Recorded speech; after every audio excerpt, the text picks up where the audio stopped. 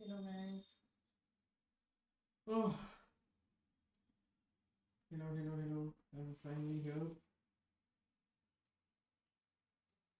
Sorry for not streaming.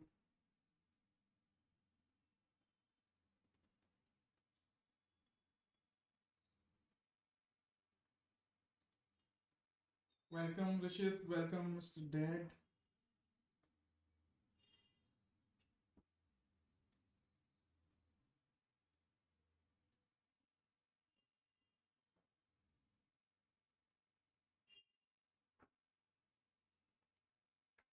Let me just pull up the chat, guys. Very quick.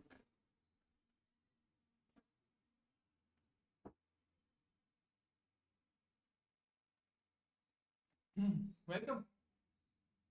बहुत दिनों बाद. I understand. थोड़ी delay तो हुई है मेरे से. And I'm sure I will be regular from now onwards. बताओ क्या चल रहा है तुम्हारे साथ? How are things with you, Rishit, Mr. Dad, everyone? Today is a very special sort of stream. We'll be going through all of the LCQ rundowns. And hopefully,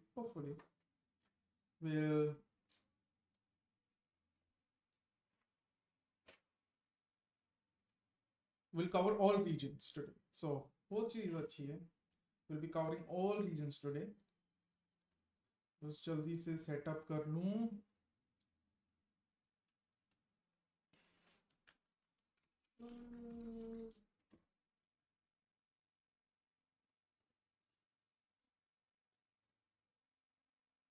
जल्दी से setup कर लूँ. और हाँ, watch parties begin from tomorrow. There's a problem with the server. Guys, chats नहीं आ रही हैं क्या? Is there a problem with the server? Hello. It shows that there is a problem with the server. I don't know. Hey Osharya. Okay. Hello bhaiya, how are you? Hello Karan. Thank you for being a member for 2 months, man. In the description, guys. Hello Tanmay. Okay, so I think so. Chat की problem नहीं है. मेरे को इधर server error आ रहा था chat में, तो वो अच्छा है कि एटलीस्ट वो नहीं है हमारे यहाँ. क्या कर रहे हो गाइस तुम लोग? थोड़ी बातचीत करते हैं 10-15 मिनट. Let's talk about things and then will start with the Valorant champions LCQ rundown, है ना. Will start with APAC LCQ शुरुआत में. अरे no problem. Thank you guys.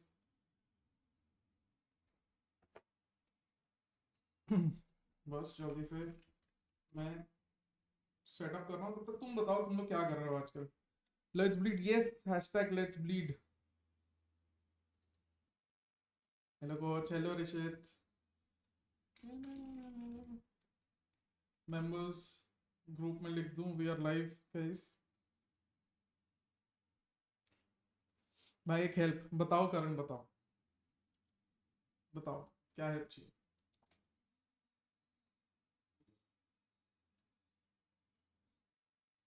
बताओ क्या हेल्प चाहिए guys.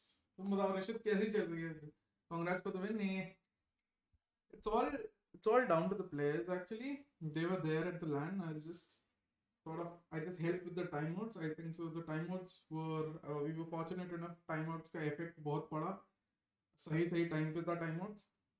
और मैं बस थोड़ा हमारा नेट पॉजिटिव पड़ा तो उसके लिए हम very happy.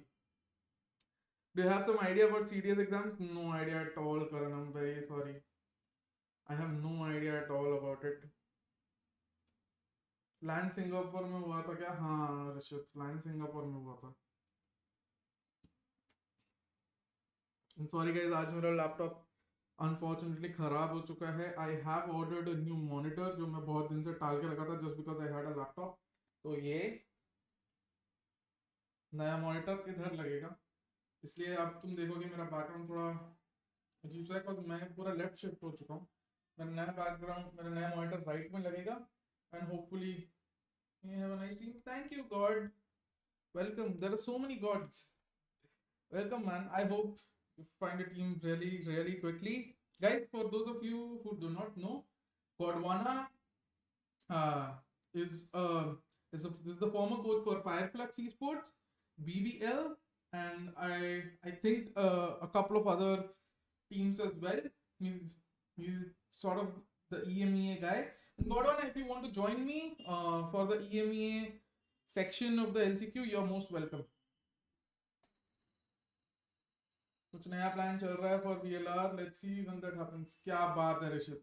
You now start playing Valo. क्या बात है. 240 हर्ट्ज मॉनिटर है क्या डॉलर्स में कमा के डायरेक्ट न्यू मॉनिटर. तो नहीं, just new monitor that is for the chat, only for you guys. I have finally ordered a new monitor जो कि राइट में जाएगा मेरे. एंड आज मैंने पूरा टेबल भी साफ किया उसके लिए. That monitor is going to come tomorrow. So कल भी थोड़ा सा प्रॉब्लम रहेगा कल के वॉच पार्टी में. Yes, we have a watch party for tomorrow. Chat के लिए नया monitor. Exactly for you guys. सलाम मलक भाई. सलाम पोपट भाई. क्या कोचेस पैसे कहाँ आ रहे हैं भाई. To be honest, I'm so busy like a month, but I have free time, of course. Sure, man, God.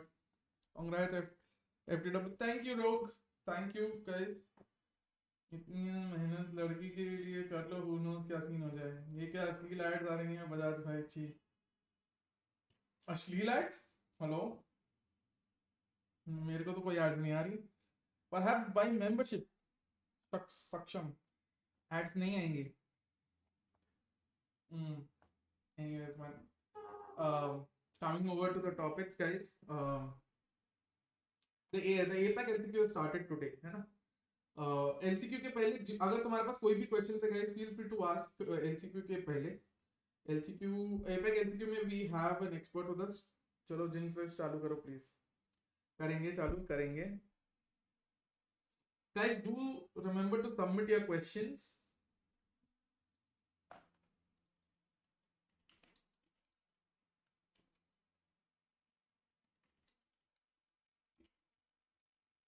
Well. Hello, Mr. Dad. Hello, Asura. And this 15 minutes में we'll bring in our first guest. Will you get any LCQ watch party right? Fingers crossed. I might. Yes. Hi, Godpeter. What's up? Hi, Nirvan. Who are you? Just Sanizer. I am GodspeedxD. मेरे channel पे आके तुम मुझसे ऐसे पूछ रहे हो which team is strong in Valo? A lot of teams, man. A lot of teams. Right now, the strongest is FPX because they won the championship. And I would say there are many contenders. Personally, I love a team called DRX.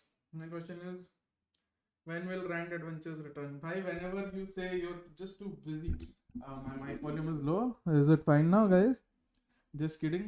I know just Sanizer. मेरे को तुम्हारा नाम याद है. Bleed and bleed again. Exactly.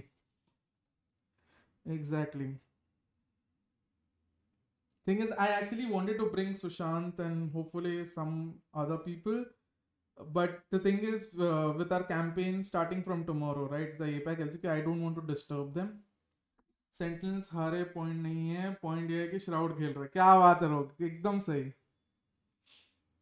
But you'll be surprised by today's मेरे predictions के साथ. Yeah, guys. Any questions about anything you want to know? Bleed Academy, guys. Just one. I'm down to join in. Sure, Mosura, whenever you want to. Rank adventures तो smurfing से पूरे हो रहे हैं इसके. और सीरियस से अकेडमी का एक प्लेयर को लेके बूस्टिंग चल रही है इनकी. सीधी सा बात है भाई. थैंक यू तने फॉर आउटिंग अस. गॉडस्पीड का एक बार के लिए छोड़ो. सीरियस क्या बात है तने. Thank you for outing us. But हाँ guys, any questions? First of all let me just tell you, Bleed academy just won their first ever tournament, and also it happened to be a LAN. It was not an academy tournament, it was a full-blown tournament in Singapore, the LAN which happened. And the final they beat they beat some good people, some good players. Sushant ने birthday पे आपको invite किया. कैसे करेगा भाई वो मुंबई में, मैं यहाँ भाई. तो हाँ मैं वही हूँ जो 10 से राजश्री के ऐड करवाया. क्या बात है, क्या बात है. जस्ट नहीं. तो Pog guys, please go follow Bleed's players, Bleed Academy's players. They fully deserve the win, and do congratulate them on their Twitter. They've posted on their Twitter. Let me just show. Okay, let me show. दिखाते हैं थोड़ा, है ना?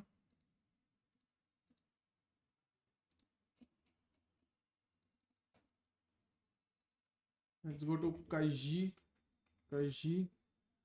ये सब तो बोलने की बात है, इनविटेशन के साथ टिकट्स भी आ सकती थी, क्या बात है।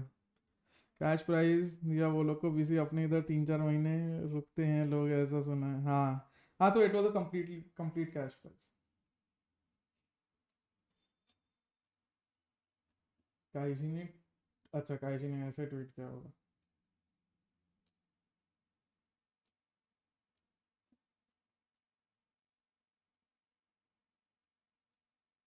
बाप रे बाप, कितना ट्वीट करता है ये। हाँ, we won the land today, I love my team. Okay, you and she were eating at a restaurant near my house. I didn't want to disturb you, so I didn't come up to you because it would have been rude. Should I have come up to you too? Definitely. Next time, if you do happen to see them, go up to them. It's never like bad. Seriously किसी ने ली क्या Twitter पर आजकल farm नहीं करता? नहीं नहीं, ऐसा कुछ नहीं है। इट्स जस्ट सबका अपना अपना फेज होता है फार्म करने का, कभी मन करता है कभी नहीं करता। उसका नहीं कर रहा, सीरियस को फर्क नहीं पड़ता उतना, कोई उसकी ले या नहीं ले उससे।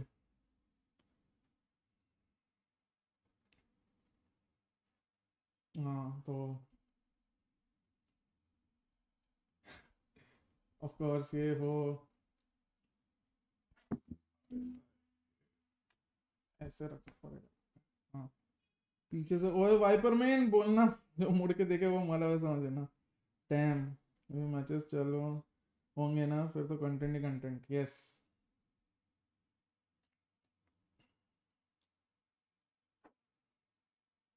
honestly man, this guy is very good. This guy is very good. What is Twitter farm? Cyan, welcome to the stream. Twitter farm is a very complex thing where you try to gain followers by posting things that might be either controversial or really popular. मिलता है वो बुराटा चीज वाला pizza, कितना अच्छा लगता है क्या? मेरे पास भी केस्टे करके है पिज्जेरिया, मुझे भी जाना भाई। मेरे को बुराटा वाला पिज्जा इतने अच्छे लगते हैं। Faking sky,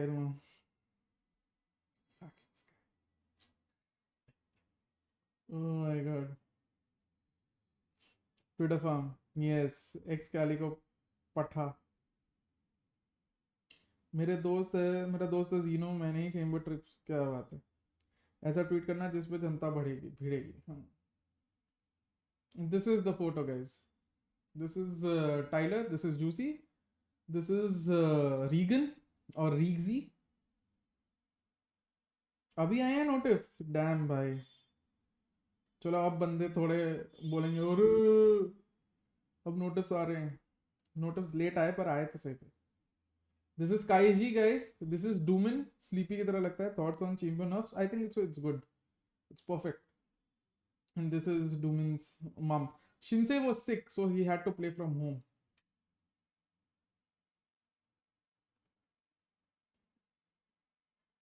Shinsei had flu, yeah. मैंने वो एक बार ही खाया है, वो एक टाइम ईट है। आप टेस्ट ऑफ फेवरेट्स पर डिपेंड करता है। It's very very true. Is he busy with the main team? Because I saw his pictures too, so he played from home. या लेट आए इंपॉर्टेंट नहीं है, आ गए इंपॉर्टेंट। एग्जैक्टली सक्षम।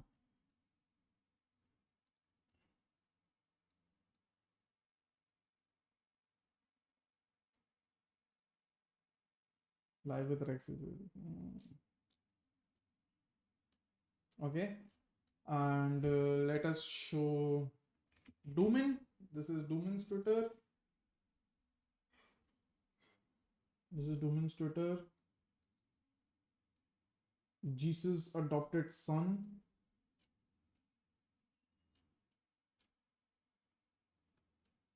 इसने सबके रीट्वीट किया, खुद भी डाला है।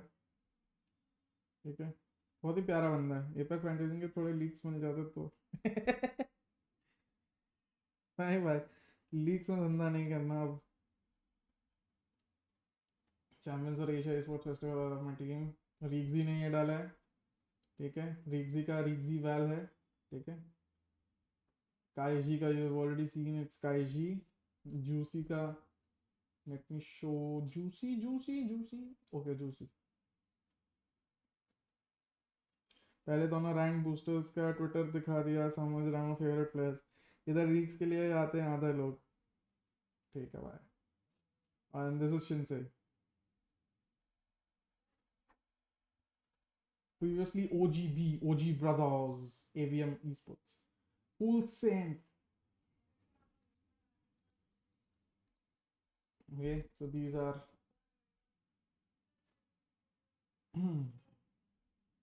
इंडोनेशिया में स्टीम बैन हुआ, अब एपैक चल रहा है। वालो को बैन नहीं कर देंगे ना? नहीं नहीं निर्वाण, I don't think so Valo is going to be touched any time soon. It's like PUBG as well, right? नहीं होगा कुछ भी। पबजी पीसी भी चल ही रहा है, बिकॉज उसमें उतना इंट्रूसिव नहीं है, उसमें तुमको उतने डिटेल्स नहीं देने पड़ते जितने मोबाइल में देने पड़ते हैं। Leader strong as well, ominous and new perfect combination. Yeah man, it's Legia, ominous, the players serious, and then I haven't contributed much to the main team at all. I'm not much, but at all I would say. Right now, Steam is being registered, so we're all good. Let's go. But yeah man, thanks. Yeah, we are strong man. Bleed is definitely strong, and yeah man, here's hoping we qualify for champions man. Devang, hello. मैं नहीं देख सकता क्योंकि Twitter नहीं use करता। Dam, steam क्यों ban हुआ? So basically they want them to register, the Indonesian government want these teams to register with this guys. I think so it just might be time to delve into, see I always use VLR most of the time. This is the registering issue. APAC Last Chance Qualifier, right? Need to be listed as an official provider, yeah. One name footballer कौन से हैं पता है क्या? EMA franchising में chat से पूछ रहा हूँ। ओके, किस में रजिस्टर हो गए स्टीम?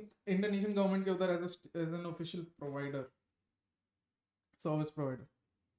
इंडिया में भी होगा ये सब जब आधार कार्ड लिंक लेके आए। हाँ, so let's talk about the APAC LCQ. So I have this written down, okay?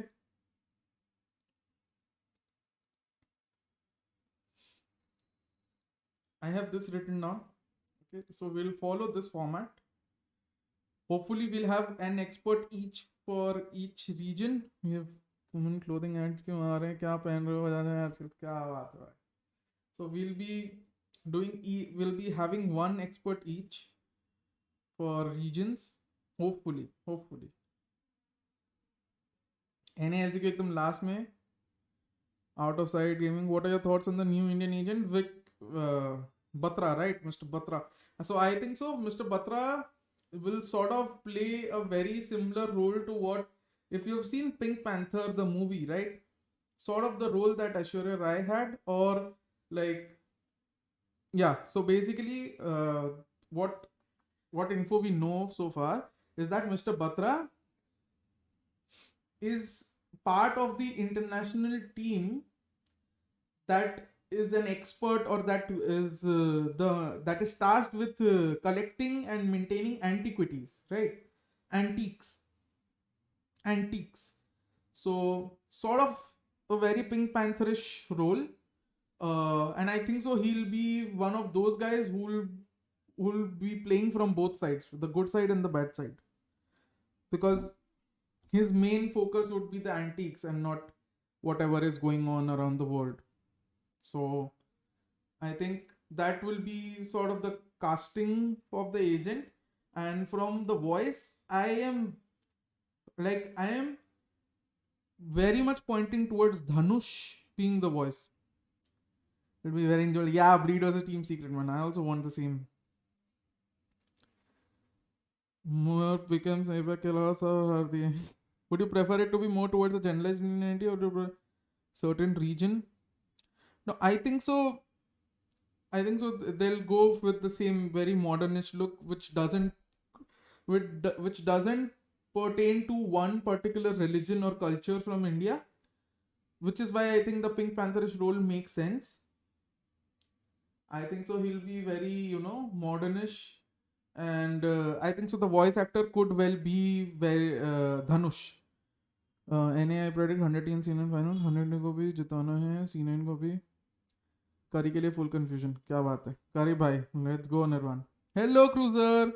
मतलब अभी पता चला कि कोई नया इंडियन एजेंट आ रहा है. हाँ. So we'll talk about. So I'll do mine and then I'll bring in the guests, guys. और मैं एक फॉर्मेट तैयार कर रहा हूँ जहाँ पे once the guest comes in, while the guest is talking about the region, you guys will pitch in your questions, okay? No SK Rossi related stuff for the big L for Rohit games. So what I will do is I will ask you guys, please उस समय अपने questions जो भी हो उस region को लेके उस expert से पूछ लेना, और हमारे जो mods हैं वो मेरे को Discord पे वो questions भेज देंगे. #EDGwin, same here bro. South Indian actor Dhanush, voice actor might be Law. I am pointing towards either Dhanush or Ali Faisal being the voice actor. Yeah. I'm not hoping. I think so. They're very active in the Hollywood like part circuit. So they're internationally sort of known. I'll go back to my work. Thank you, God. See you again, hopefully, man. Let's do some streams or some stuff whenever you're free. Let's go Indian agent का Insta log थोड़ा ही time तक. चरस करता हूँ इसलिए शायद पता नहीं. तो वाओ कौन से वाले. Yes, the Grey Man, yes. And Ali Faisal is a very renowned actor internationally, right? All whoever watched PRX voice comms will get the references. के राशि moment. I understand, Saksham bro.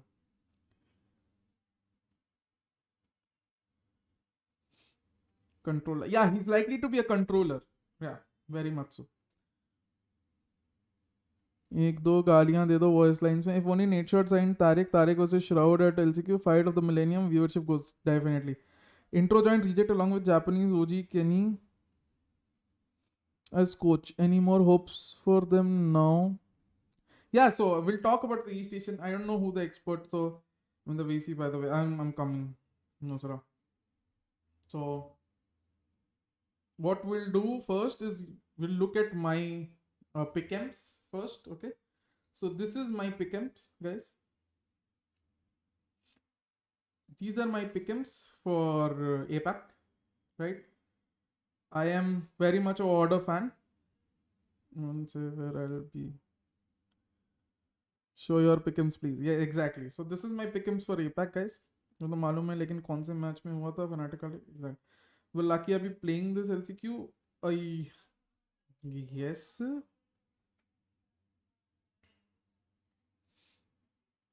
Godspeed workout कर थोड़ा. Sharky 10-20 membership gift कर दो. मैं workout चालू कर दूंगा. 50 मेंबरशिप गिफ्ट कर दो, अभी वर्कआउट चालू कर दूंगा. चलो.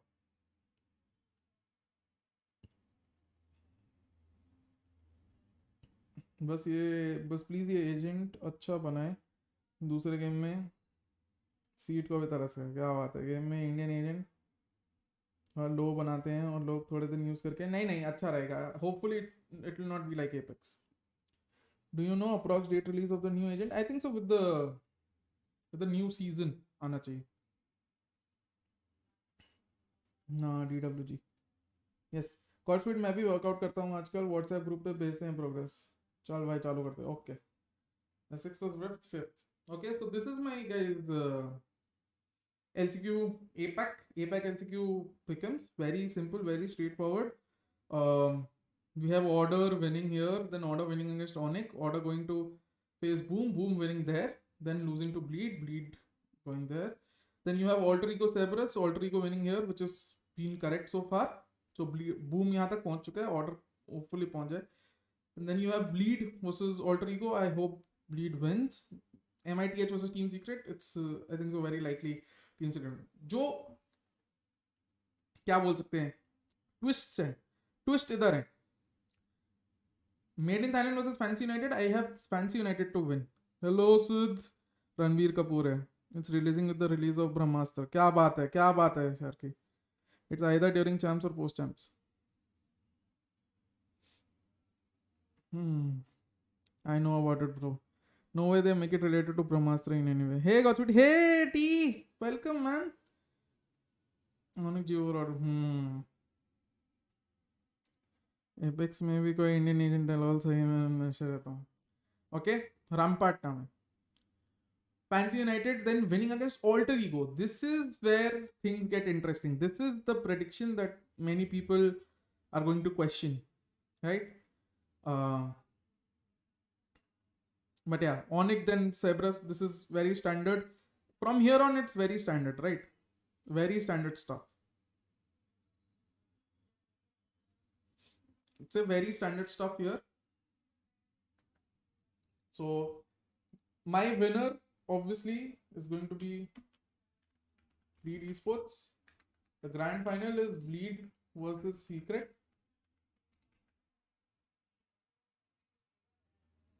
नए एजेंट के गोरा वाला फिनिक्स केसरिया सॉन्ग में लीक्स हैं. क्या बात है, हुआ तो मजा ही आ जाएगा. So that order get easier opponent. And my dark horse is very much going to be order. Okay. Can be boom as well because they have Femus now, right? From Persuja.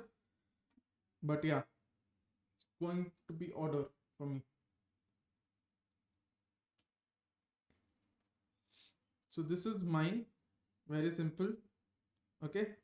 With this, let's move on to see what Mosura says before we bring in our guest. Okay. I have to go to my Discord first. Hi, Mosura. Oh, wait, am I being brought on as the APAC expert? I mean, if you want to. I mean, I can give a second opinion. Okay, so the expert is actually going to be Mark, guys. I'm just going to message him very quickly. Going to Get him in here. Mark.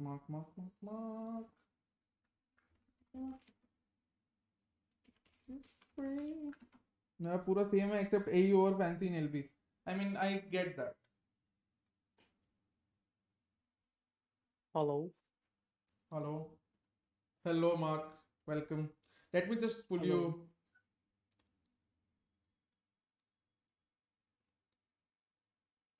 Mr. Mark. Hello, Mosura. Yes. So now I can turn on the display capture again. Yes. So guys, this is Mark. You pretty much have met him earlier as well. Mark Chelsea, former coach of Oasis Gaming and Defy Gaming PH, and hopefully for future panelist for VCT. We'll see. Yeah. Is Team Osura part of Team Mahi? Wow. Please someone ban him. Okay. So Team Osura, you guys already know, he's the VLR region head for APAC. And guys, yes, Mark is our expert. So Mark, what do you think about the APAC LCQ first of all? Well, to me, it's kind of weird. First of all, like the bracketing is pretty weird to say because obviously order like 4 teams play today and then the rest play tomorrow, which is I think everyone should have just played like in one day, but I understand it's also a scheduling thing. And then next is everyone else is kind of bad, no? Aside from Secret, Bleed, and Onyx. Order is like looking good, but everyone else is like they scrap their roster, they change players, they bench players. Yeah, that's what I feel. It feels like now it's like Secret, Bleed, Onyx, and then maybe Boom, Order, like on a tier below Boom, Order, Alter Ego, and then like the rest. You know, that's how Okay. it looks like to me. So viewers, this is your time to just put in your questions, whatever you want to ask. But I have gathered questions from people who already I wanted to ask some questions. First question, Mark, is Okay. what new can we what is something new that we can expect from Team Secret? We saw the Icebox comp that they quickly reverted back to their old comp, right? they Well, they have had time to prepare, right? So is there something new in the offing?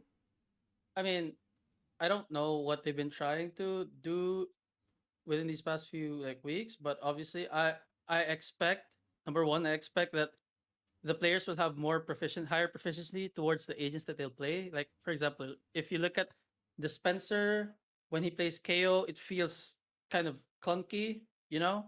Like he doesn't know when to flash. He only knows set stuff like this is where you throw your knife, but you don't see him doing like a pop flash when you need him to clear a corner on his own or in a like very tense situation. He needs to clear a corner and he needs to flash. It's like very awkward sometimes when he throws his right click and he peeks over it and he flashes himself, or he throws a left click, peeks too early, and he flashes himself, or like in general he just doesn't flash anyone. So I'm expecting just from that POV, just higher proficiency towards the ages that they'll potentially use, even in their bind and icebox games where they had dubstep on Yoru, right? Yeah, I don't think. I mean, Forsaken is obviously undoubtedly the best Yoru in the world, but when you look at dubstep's Yoru compared to like other Yorus, he just doesn't look comfortable in it, you know. true. So maybe I'm expecting if they bring the Yoru back, I'm expecting with enough practice, he's a bit more comfy. He has a bit more freedom to do whatever he wants towards like playing the agent. And then lastly is the Wonder Boy or the Wonder Kid. They're 6 man. I hope he gets to play some more. Yeah, Right? man. True. Same here, man. He is insane, but also understand right that he only had what a month or 2 months to integrate himself with the team before they started stage 2. Even when they added him earlier in stage 1, right? He didn't get to play. He didn't have as Yes. much stage time. So in stage 2, they put him on. They slotted him in for a lot of other roles.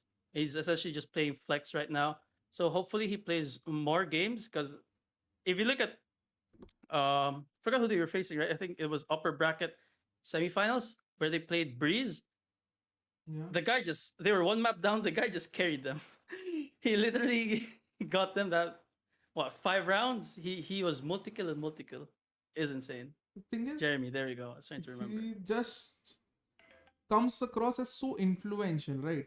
In his whatever role he plays, he ends up influencing the match in a very positive manner. Uh, from what I've seen in terms of Yeah. Jeremy, which is very good for Secret's future. But moving on to the second question, Boom have actually loaned in Famous, right? Or Famous. Mm-hmm. I very sorry for butchering the pronunciation, but yeah. It's famous. Just Oh, I just think it's Famous. famous, right? But the Oh, broadcast was saying famous, so yeah, whatever. And I was just like exactly. because confused. just because there's the Z and people don't know. No, Oh, they removed. I remember when he was in Persija, he had an S and a Z in his name. yes, But exactly. like Yes. today he only has like Z. I was like confused. Yeah. So I really thought that he removed the S because he wanted it to be pronounced in the way it was pronounced today, right? Like Famous or something. But yeah, if it's famous, I mean they've loaned in famous, right? How do you think that will affect Boom's chances going into this APAC Um, top four. I'm top giving four? them top four. That's their peak. I Okay. think against like scrappy teams, their individual firepower between Flipsider or Flipsider, I don't know how you pronounce his name either, and Famous are both insane. Like you saw, I watched a bit. I was watching it on my second monitor a while ago, like just the fracture game in against Griffin, where it was literally these guys would just get so many kills on their own, right? And also Absolutely. Tapatol is a very solid anchor. He's already well known. Berserks is also very solid when he pops off. So individually, these guys are good, right? But I think against a robust team that has really good set plays and really like tricky and tactical trap plays, like say Bleed, right? Yeah. I think they're gonna falter because Bleed not only has like good firepower on their own as well, but they play more cohesive. They play more tricky. I'd say it's like they have this weird default where they put strong pressure, then they cut noise, and you don't know whether sometimes they will rehit, sometimes they will go towards another play, sometimes they'll make noise and to make space for this one lurker, and then the lurker gets space, and then all of a sudden the exec is on the other side instantly. So against teams like that, I think Boom will have a very difficult time, right? A while Right. ago, all I Yeah. saw was like good individual firepower. Not much was like seen towards their setups. They had decent defaults, but that was it. Okay. Third question, very simple. You most likely are going for secret to win it, right? Yes, of course. So The hopium. yeah, let's just cut it down to brass tacks. There are two teams who are actually vying for the slot, right? Secret and Bleed in like Yes. in everyone's eyes. So since Mm-hmm. you sort of think Secret are going to win, what is that one thing that will be the differential or the difference maker between Bleed and Secret? What do you think differentiates the two teams in Secret's favor actually? In Secret's favor. Yeah. Uh, I think it's just a matter of who wakes up better on the day, right? Okay. I If I'm not biased towards like obviously my hometown team, the hometown heroes, the hometown hope of the country, I would definitely be picking Bleed and then Onyx and then Secret in that order as like my top winners for APAC LCQ. Hmm. Mainly because when you look at everything that Bleed does as a team, it's very smart. It's Yeah. very it's very tricky to play against them. It's very difficult to anti-strat them, obviously, because they have like five people watching the VODs every time, right? And Yeah. the players themselves, individually, the players, they have these like very specific moments where even if they're not fragging in the middle of a round, they make the right decision and they hold the right angle. Right? For example, like if he's being pinched from left and right, he knows that he Exactly. can hold left first before he looks at right. That's Exactly. just a broad example. And I think that's something that Bleed as a team just has up over Secret, whereas Secret is very more team play oriented, right? Where this guy is playing crossfire or he's playing towards a contact of this player and then this other player like swings by when he gets a contact. That's like Secret's team play, but it's very easy to break because you just throw utility towards the guy playing contact and then the guy swinging, all of a sudden he has no one to play off of, so he's kind of left alone in an island and he has to face like two guys. So I think just the biggest difference has to be Darion or Retla just not having the best of days, because we've already seen what happens when Pith and Maxi Myth, Pith and Maxi have bad days, right? They Yeah. still perform really well individually. Yeah. It not just in the fragging department, but just in the brain department. They know to make the right decisions. They know to make the right mid rounds. They know when to use the utility. They know when they should trade, when they should start planting, when they should start lurking, etc. When they should start flashing and stunning and all that stuff.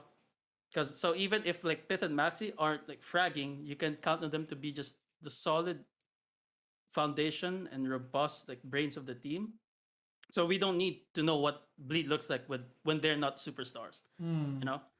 But I True. think if Darion is like underperforming and Retla, I believe Retla's playing right for LCQ. Yeah.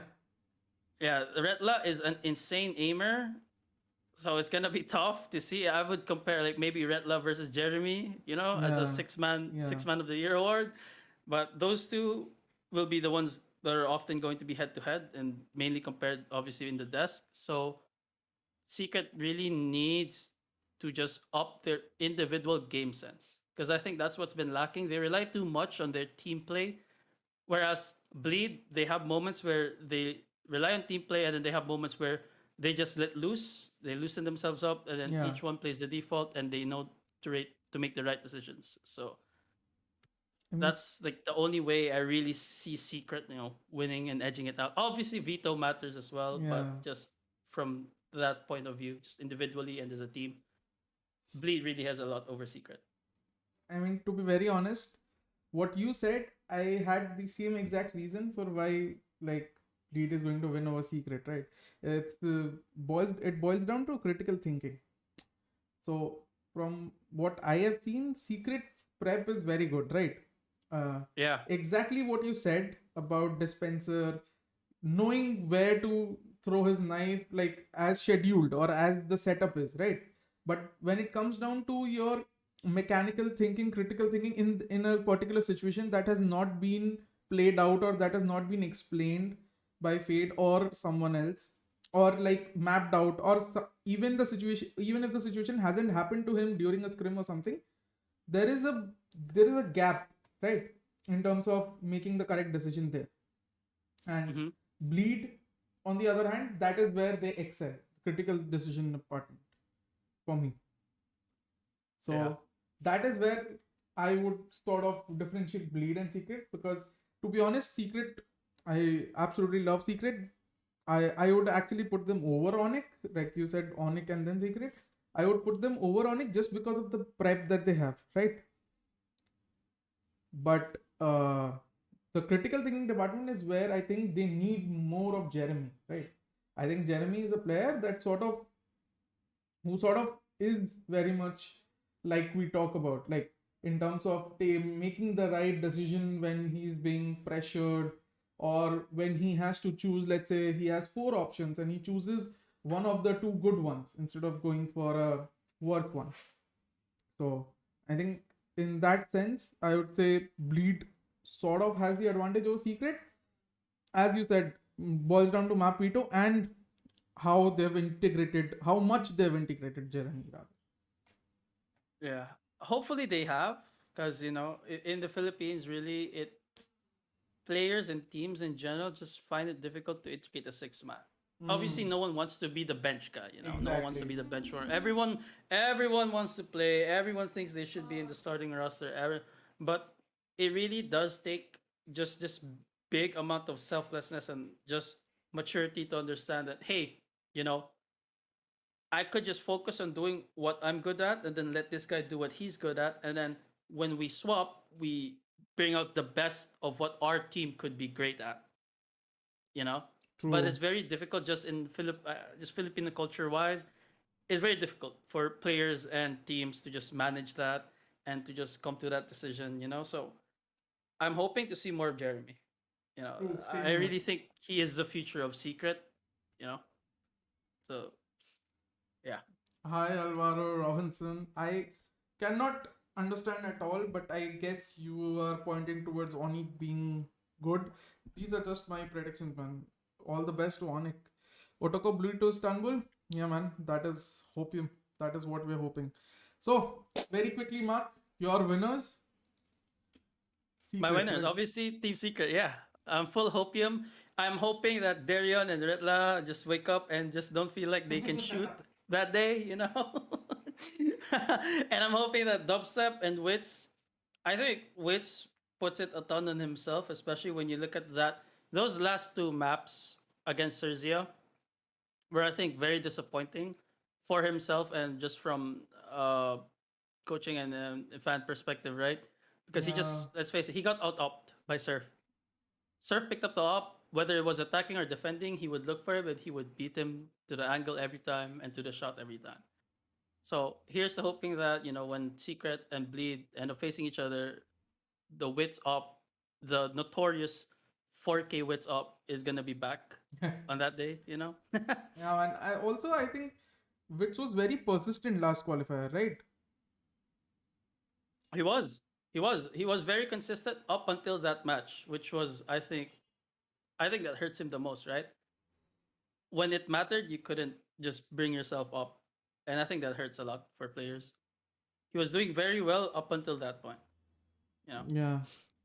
I mean, by consistent, I also meant persistent as well. There were times where he was sort of, repetitively doing the same thing and hoping for a different result, especially that Heaven map. Yeah. If you remember, continuously going for aggression towards A long. Yeah, he just kept like dueling A long and dying, right? I remember that. And I think on Icebox, right, he does the same thing where he sits in like yellow every time. Like he just sits there every time. Like his teammates, maybe the op would be more useful in B, or I don't know what the system they have there is. Yeah. Because sometimes they do bring out the double up with Dubstep and Wits, right? So sometimes they have both an up in B and in A.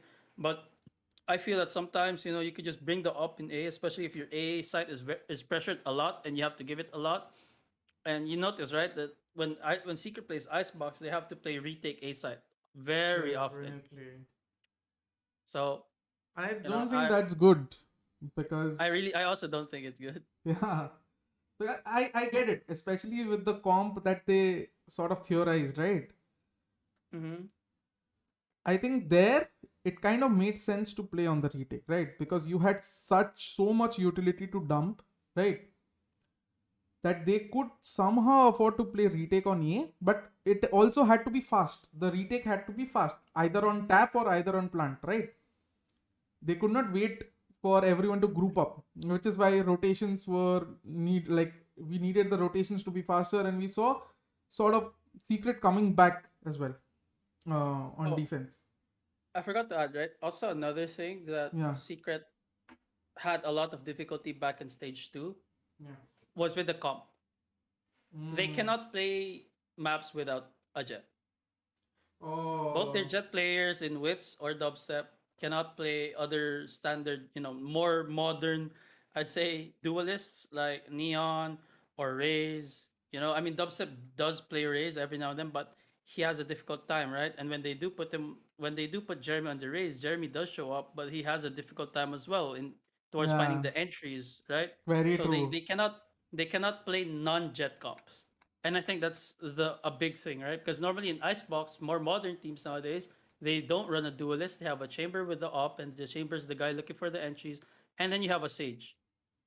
I Uh, mean, I advocate for no sage in Icebox. I think it's fine to have no sage in Icebox, but you need to have a game plan coming into it exactly. instead of just hoping the enemy team face bashes themselves against you when you're attacking and they challenge your defaults every time and then you get picks and then oh shit, it's an open B side. Oh, my bad ring.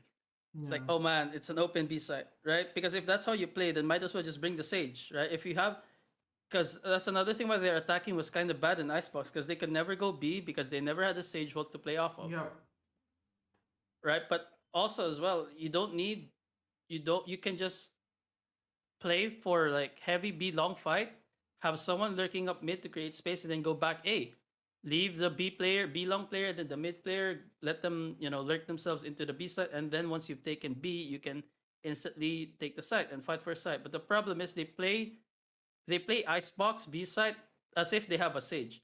Where they Mm. plant and then they all post plant towards B long and yellow instead of like, maybe taking side, which is more common nowadays. And I'm glad to see that NA especially plays a lot of Icebox that way, where they just post plant inside the site instead of like playing in B long and yellow. And I True. think that's the right way to play the like more modern Icebox. True. But if Definitely you no have no belong. Sage, yeah, if you have no Sage, definitely no B long, right? Because then Yeah. enemy teams just swarm. The reason why Exactly. Sage is good is because you Definitely just no walls belong. walls plant and then you all go belong. It's fine. But without the Sage, it's like you might as well take the space and you have to play a bit greedier in terms of map control. But they can't. Yep. That's why Bleed was also potentially easier, like read them easier, right? Because oh guys, they have no Sage, they can just go A. Yeah. Let's just put 4 people A, let's trap mid, and then let's put like one guy spotting in B, and then that's it. Also, the point that you made, it's pretty much perfect. That they were still playing as if though they had a sage. It's okay to not have a sage, right? But you then have to adapt. Like I can think of several ways now teams have started to adapt. You see NA playing non-sage comps where they wall sort of a very straight wall from Belong to Snowman, The right? snowman, right? Yeah, and they take control of the entire site, right? And that is conditioning. They do it for 2 to 3 rounds, and then they just do the default wall. They tap, they pop flash through the wall, and they start peeking, right? And once all these things are done, then what they do is they have sort of a jet conditioned or a Yoru or whatever, let's say, conditioned, where they put so much pressure towards B, they keep fate tapping and everything, while their chamber, jet, or Yoru or whatever lurks through mid or tubes and then catches them from behind for just one kill, and that's enough for them to pivot, right? And Yeah. take advantage of the situation, turn it into an advantageous situation. And then you can also do it in the manner that you go A for the first 3-4 rounds and try to go A mid and all. You condition them into thinking that B is not something that you will go, and they'll also start to sort of believe, because you don't have a siege. It makes sense that you'll not go B, right? And if you go B, they'll just be like, oh man, we'll retake easily. or we'll just delay them, deny them, right? And we can just take, like, we can punish their assumptions as well, right? In such a good manner, because they'll also assume things when you're not playing Sage. I mean, Mhm. I am very much a proponent of no Sage, to be honest. I Hey. don't like Sage at all, to be honest. I think Sage is a lazy way of playing things. Yes, I also agree. I think her time in Icebox, once they changed the map a bit, is over. I think Exactly. playing no Sage is the best way, but it's also a more difficult way to play, Oh, right? definitely, because we are all That's conditioned into playing a certain way. The map, like if you see Pearl as well, Mark, right? People are going the icebox way in picking Sage. I have no clue why they're doing that. I absolutely hate Sage on Pearl. Yeah, I hate Sage on Pearl too. I think like what you said, right? It's just a lazy way to play because you just wall one side and leave it, Yeah. and then you just play to fight.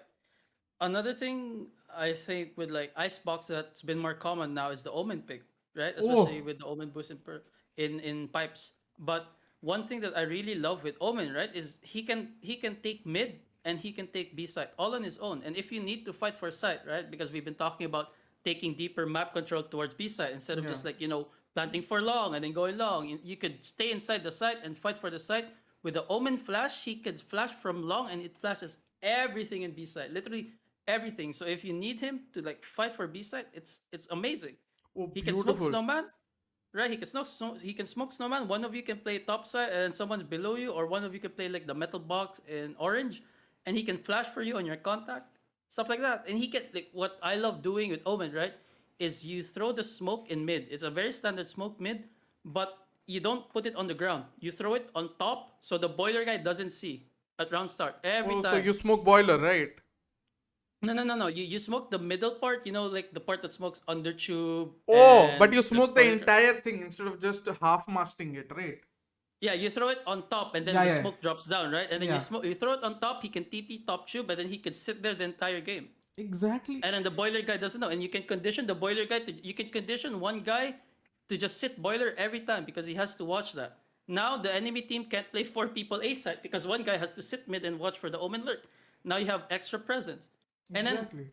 like the Omen from there, he could also spot B because he could see if someone's playing inside B side, or he could see if someone's playing orange, and he could even break the chamber trap in kitchen, right, if he wants to, and he can even lurk himself into inside B side. There's so many layers and ways to play Icebox where you don't need a sage, but because Exactly. like what you said, right, people have just been so conditioned to play a specific way or a certain way, they play like that every time. Right? I see it in solo queue every time too. It's like, guys, you don't need to plant for long. If we have the site, if we know four people are in A side, then we can just take snowman as well and then cut them off Exactly. before they rotate, right? Especially We with don't the need to just new site, right? yeah, With we the don't need to just like plant and leave. definitely. Is the Yeah, new but TP on A sites above pipes legal? No, that is not legal. it's legal. What? It's apparently legal. So How? the problem with Riot Games is they have very different regional rules. They have no set rules for the entire region, right? So Yeah. according to VRL, I think it was in Tanisk. If you know Tanisk, the Vitality coach, right? Yeah, yeah, yeah. And he was the former SMB coach. Yeah. He was against this, where VRL was allowing that TP to be legal. So, I mean, at some point everyone just got used to clearing it, but it's still very very difficult to clear, It's right? game Especially if breaking as the team well. has a setup for it. Yep, The angle is But too high. That's the it problem. The is angle is too high for anyone to check, like, instantly, right? because you are so conditioned to just check over the pipes, like the normal height of where you look up.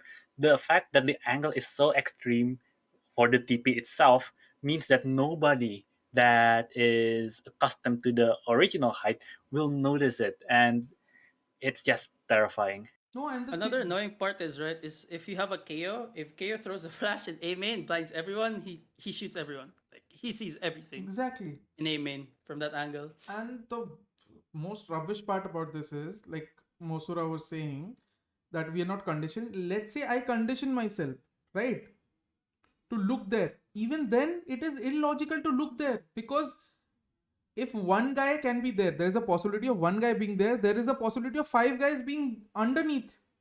So why Yep. would I And check? there's also like there's also like the pipes angle as well, right? Pipes, Exactly. Jenny, and then under, and then you also have gate angle. When you're crossing, so it's really difficult. Exactly.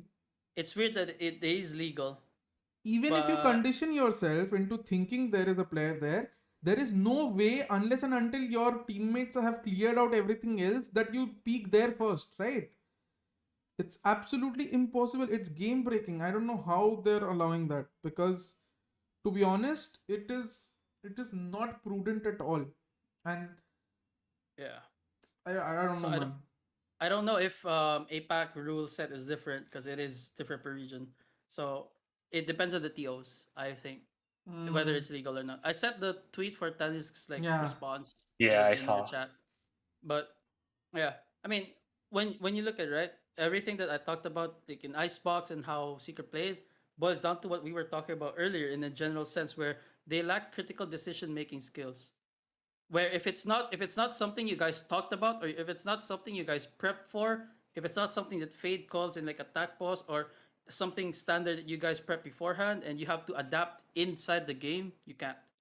And you see these things come out whenever they start losing rounds, Yeah. like consecutive rounds. It's like Exactly. they're so lost, they start freezing up, they don't know how to adapt towards like the enemy team's like defense Yeah. This is or just attack as side. intended behavior. What the fuck? What are the chances of EGD winning LCQ? 100%. I don't think anybody can beat them. Somebody will talk about that for sure. Yeah. I hope EDG wins. I really do. I hope I have opinions, but yeah. we like we have been plagued by Chinese scrims for so long that it would be nice to see the rest of the world understand how it feels Oh, like. And To that's definitely. the just thing, yeah. That's maybe for the next section for East Asia, but people always think that we're joking when when I say APAC is cursed by Chinese screams. No, there are terrifying stories of APAC teams left and right being destroyed by Chinese teams. Definitely, dude. Definitely. if these guys think that Paper X is W gaming, wait till they No, see nah. what China has in store. And the thing is, more than half of the time, they're not even serious in scripts. So, No, that's the thing because they're so see the They're aggression so is like not, yeah, they're so loose. Their gameplay is so loose. That's the only way I could describe their game style because aggressive, yes, but there's controlled aggressive and then there's just wanton hell. For Chinese teams, it's just they're loose. They're just kill. There's no other mode than kill. yeah. So before I get too much of that, I just want to add. So there's space for your East Asian LCQ expert to come on and talk about. Yeah, But something I realized when we scrim Chinese teams is the way they problem solve specific events and like situations is different, right? For very true. example, if let's say your defense team, you're playing Ascent, and then you have this setup where on contact of a Killjoy turret, the Sova shock darts be main. That's very standard play, right? A Yeah. very standard setup. The way Chinese teams think about it is like, instead of baiting the shock, right? Normally teams will be like, okay, guys, we can just break the turret, and then one guy just jumps left, one guy like jumps right, and then you don't get shocked, right? So you just tank like 6 damage from the Killjoy turret, and then we break the Killjoy turret and we burn the shock dart. That's a win for us because we burn utility. Yeah. The way Chinese teams look at that is, okay, how do we kill this Sova? I How know. do we? I was How do about to we? say that if that is the case, or if that is the use case, they'll either ask their jet to updraft or dash into B-Mins directly. Yeah, they're just gonna dash in to kill Yeah. the Sova, right? Like the moment the Sova tries to show a shock, it's like, oh my god, the jet's in front of me, I'm dead.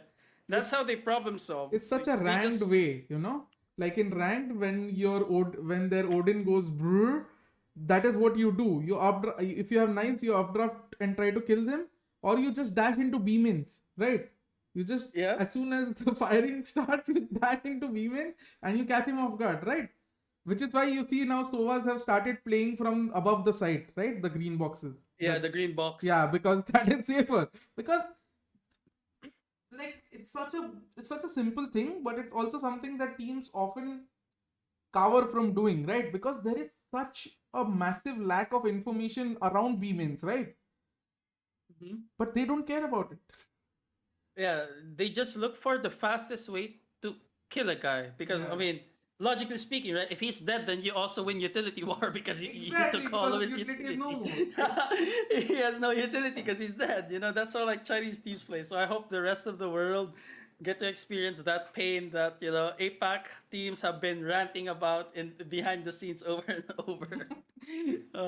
And I think that's a very good way of thinking as well, because the other team won't expect it the first couple of times. I think Because it's only good if you can pull it off.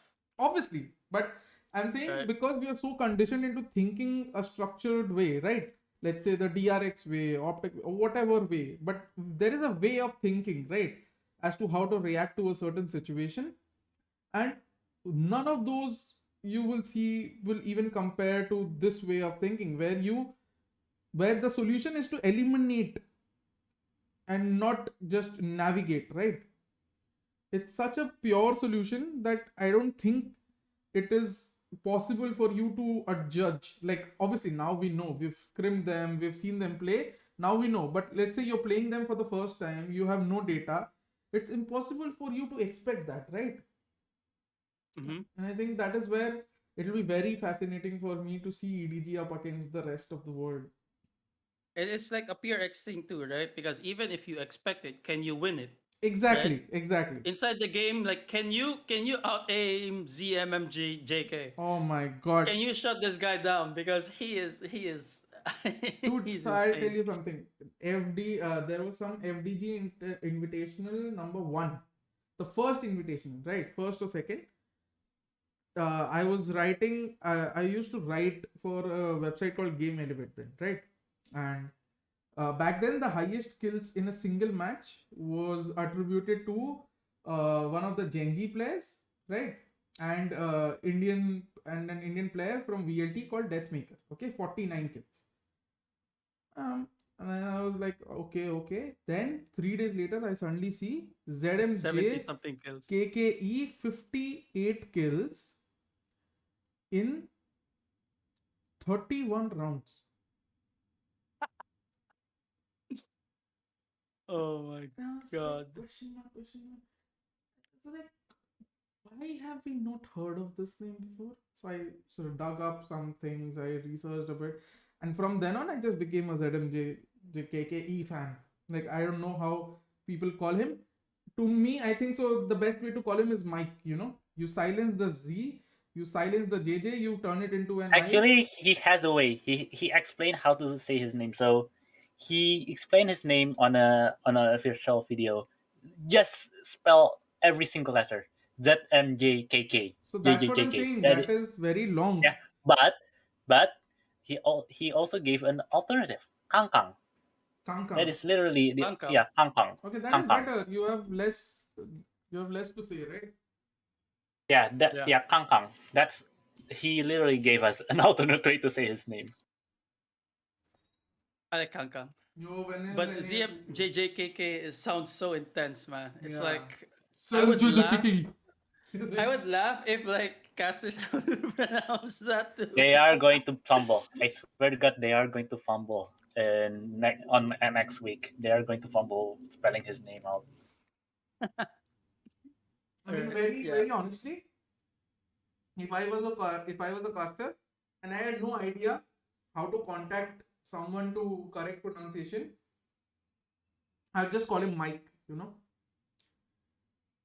Very I think a simple. lot of casters nowadays they contact the players directly. If Yeah, they can. I Or think they ask you the should. They ask the TOs. I Just always like used how to to pronounce contact the players. name. I always used to contact players when I used to write, because sometimes there were confusions, right? If say let's say simple, right? So it was Alexander and Alexander, if you remember. Oh yeah.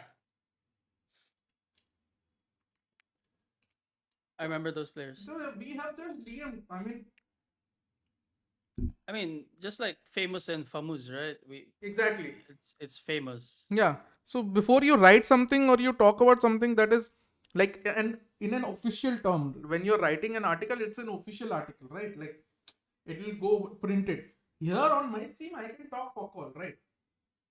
I can misjudge someone, I can misspell someone, and it'll be forgiven. But when you're casting or something, then I think so you need to be more research, like you need to be more research heavy, right? And asking the players their pronunciation is part of the research. I think he was drunk and just tapped on his keyboard randomly. ZXC, wow. No, because here's the thing. There's ZMJJK, there's Kang Kang, but have you seen the worst offender of the worst name possible? No. It's a Chinese player as well. Hold on. Oh, wait. Sometimes I just assume it's because like the letters in the keyboard mean they're like Chinese name. Yeah. When you like convert Open it to that their link. language, Open that link. you know. What is this? Oh my! I'm not reading this. That is Remy an horse. actual name. Thank you. Yeah, Thank you. Remy There's horse. a, there's Thank a you, Remy man. horse. Thank you.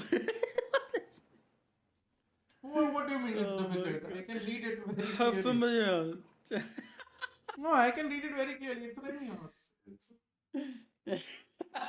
Really? You think I'm dumb enough to actually try this out? I never. Imagine Caster just saying this name live in broadcast. It's How like, familiar yeah, to me. and by the time they actually say he's completed an ace, He's already finished the clutch. Yeah. He's already won the 2v1. guys, it's a 2v1 with HFL round over. Oh my god. Caster's nightmare. He actually belongs to Attacking Soul Esports because he's attacking every caster's soul with his name. And look at the other names in his team. Monk, Quinn, Bunt, Hitchin, Raskins. Such simple names. Okay, guys. So this is Attacking Soul Esports. Then the players are Monk, Hitchin, Bunt, Quinn, Raskins, and HFMMS. Oh my god. Yeah, I think even it's really funny sometimes when players themselves would just like think of a name that would just be so difficult for casters to pronounce. Yeah. But You know, we got a bit sidetracked. What did you want to ask me about? What else Yeah. did you want to ask me about APAC? yeah, grand finals. Bleed Grand secret, right? finals. No. Actually, I think it might be Onic order. How will it be Onic order when you are choosing secret as the winner? Oh, I thought I could just choose different brackets. Okay, then I'm gonna say yeah, Bleed Secret. That has to be the one, right? I thought I could choose a different like finals. Wow. You know, I could have like a Hopium winner and then a Hopium grand finals. Dark Horse. FGC word clip review. We will do it someday. If you trust My me. dark horse is order, definitely. I think they're showing up great. And The definitely, man. big problem with Oceania teams has always been just the ping, right? Where it's really difficult for them to scrim APAC teams. So Yeah. whenever they get to APAC, the playstyle is just vastly different because everyone just plays very different.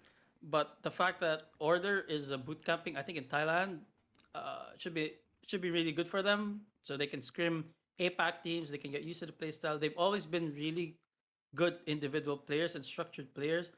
They just lack, the way you just dip your toes and get used to the cold water. And I think They they just did. lack that feeling. I think they did well the last time out. I think And- so too. Yeah. So I think this will be the next step in their, growth. I mean, I'm just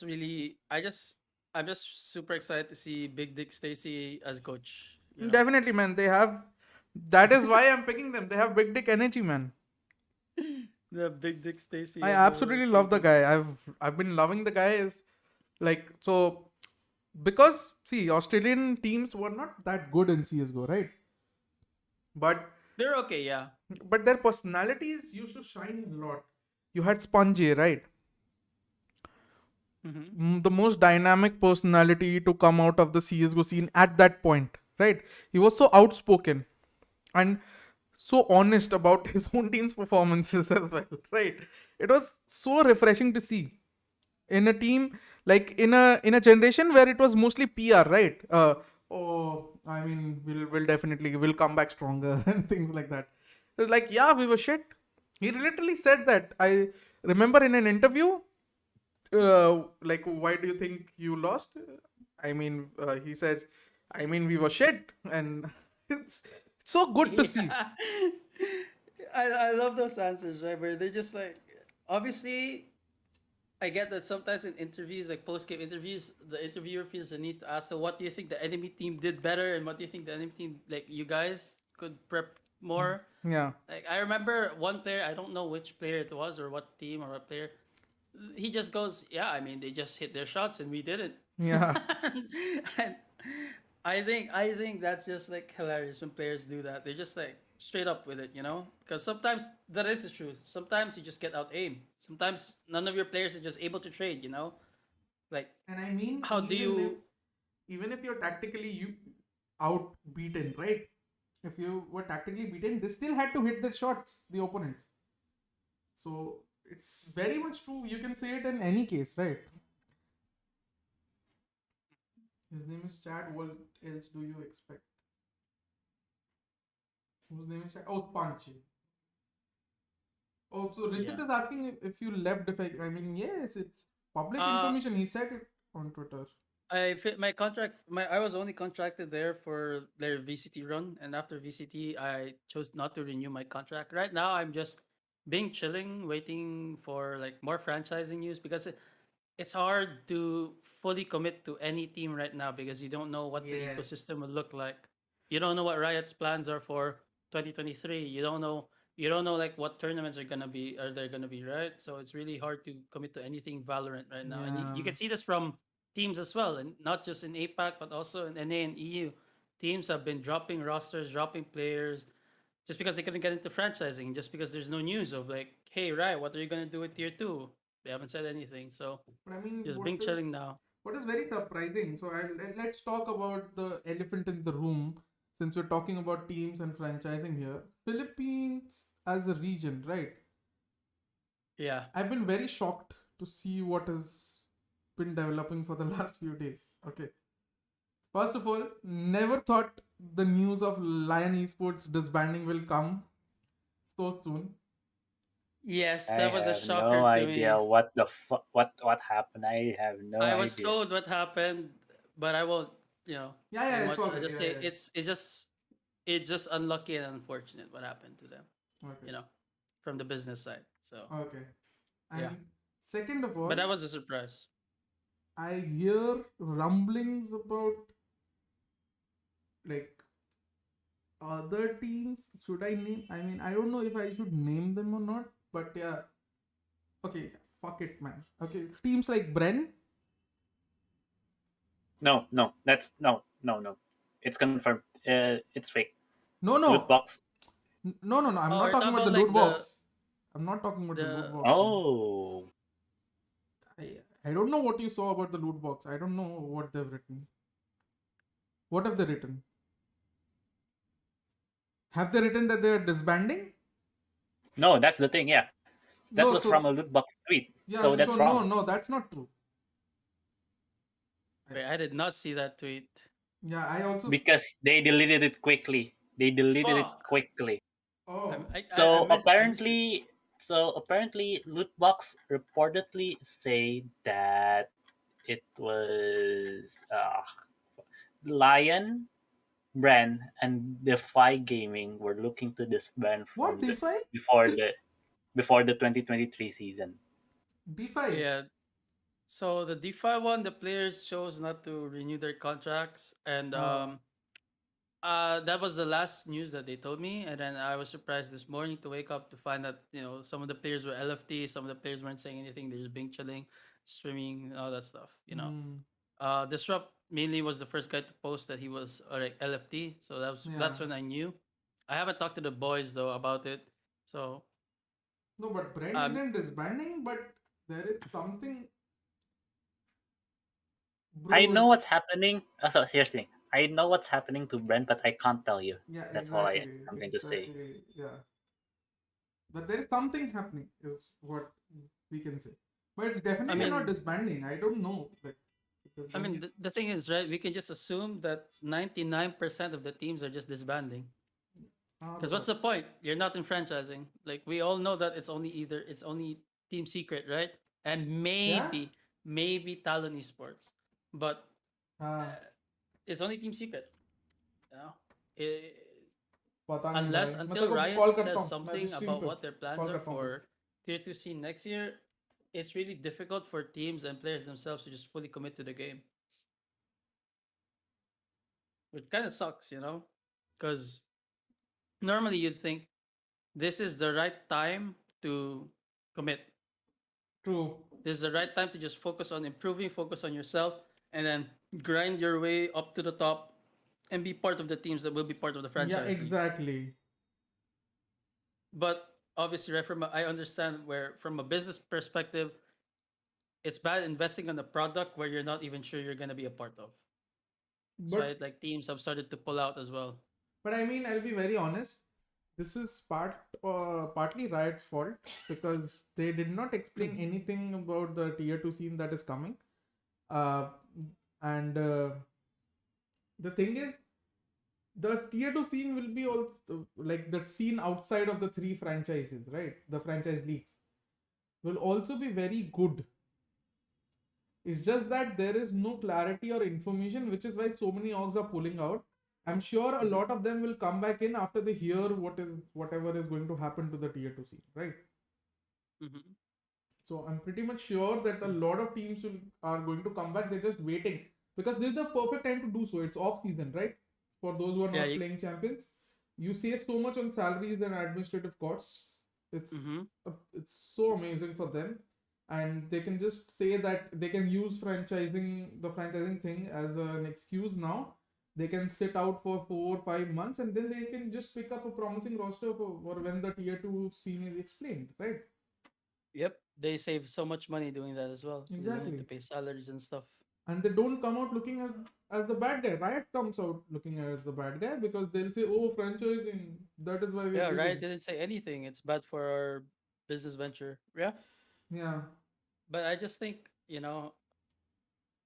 I think I think it's just too early for franchising, especially since everything so far from 2020 until now, the growth of the scene has been very organic and has been very natural, wherein it's the teams and the players that make the ecosystem. Mm. Now it's looking like League of Legends, but worse. Mm. Because in League of Legends, at least APAC had its own region in PCS. Yeah. Now APAC is literally three Korea, three Japanese, and Might even be four. maybe two C teams, Might right? even be four Korea. Right. Yep, and it's really bad, I think. And you don't even know the news about China, right? Because China's supposed to also be part of the franchise this year, but China might never get a slot, or maybe only one slot. No, I Who don't knows? think. I don't think they're going to be part of it. The first inaugural thing. We'll have to see, because if they go to champions, if they win East Asia LCQ, they go to champions, they show up, they show a really good performance, and then all of a sudden next year they're not part of franchising because the region hasn't allowed Riot to invest themselves into it.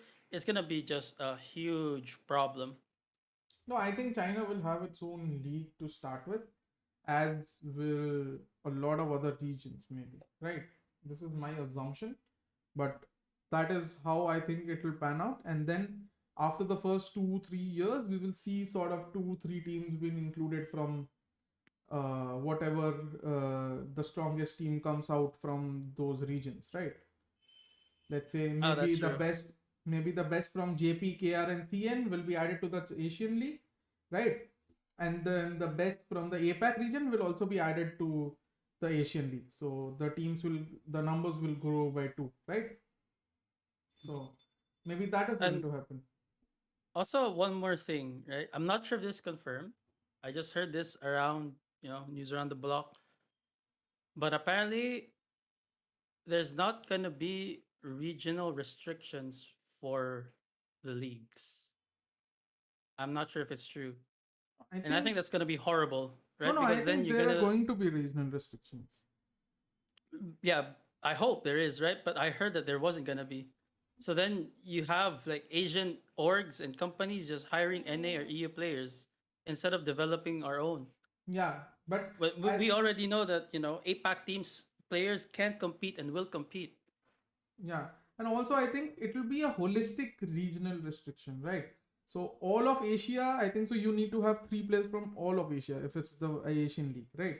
And not necessarily from the region you are. Let's say if you are from APAC, you don't need to have three from APAC, but you need to have three from Asia.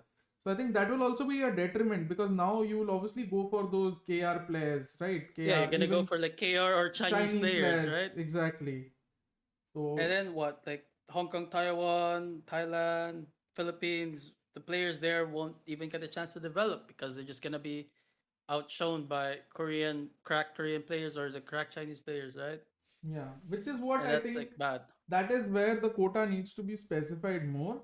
I think so. You need because they cannot keep a cap on, they cannot keep a minimum on the sub region because then the organizations will say you're making us compete with those regions in the Asian franchise league, but their teams are full of players from there, like which are stronger, which as a region is stronger in terms of talent pool than my region. It's not the case. It might not be the case, but that is what they will sort of allude towards, right? So Mm-hmm. I think organizations are likely to go for the three Asian lock rather than the three sub-region lock. And if that happens, that is also very detrimental for the sub-region. Even for South Asia, right? And Because South Asia then is like already gone. Let's not talk about South Asia. Asia is already gone. But that's the point, right? The scene was growing, like the sub regions were growing on their own. It was growing healthy and at a good pace, and maybe 3 or 4 years from now, everyone would have like developed a superstar team and would have had a chance to send an international representative at least once. But now it's all gone because franchising. I And I don't. think franchising only benefits like small like NA, NA or maybe Korea, Japan, because they're small nations. They're just Yeah, one country. Whereas exactly. APAC is literally like 6 countries, 7 countries. Exactly. Like EMEA is literally like 12. You know, Yeah, it it's just yeah, it doesn't make sense. yeah.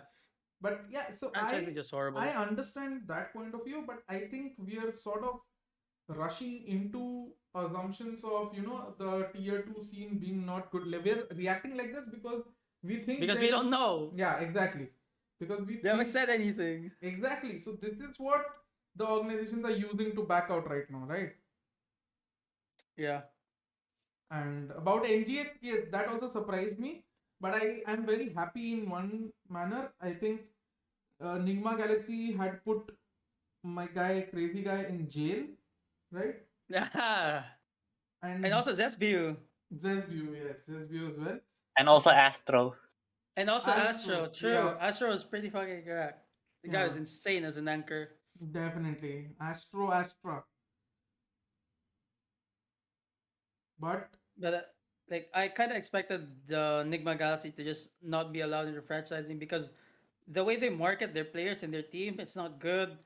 They're the way they earn their money, it's also not clear, right? Because Riot is very strict towards financials. Lastly, just tournament presence. When have you true, last seen Nigma Galaxy compete in the tier one tournament? None. They didn't even qualify for VCT. They have never qualified this year for VCT.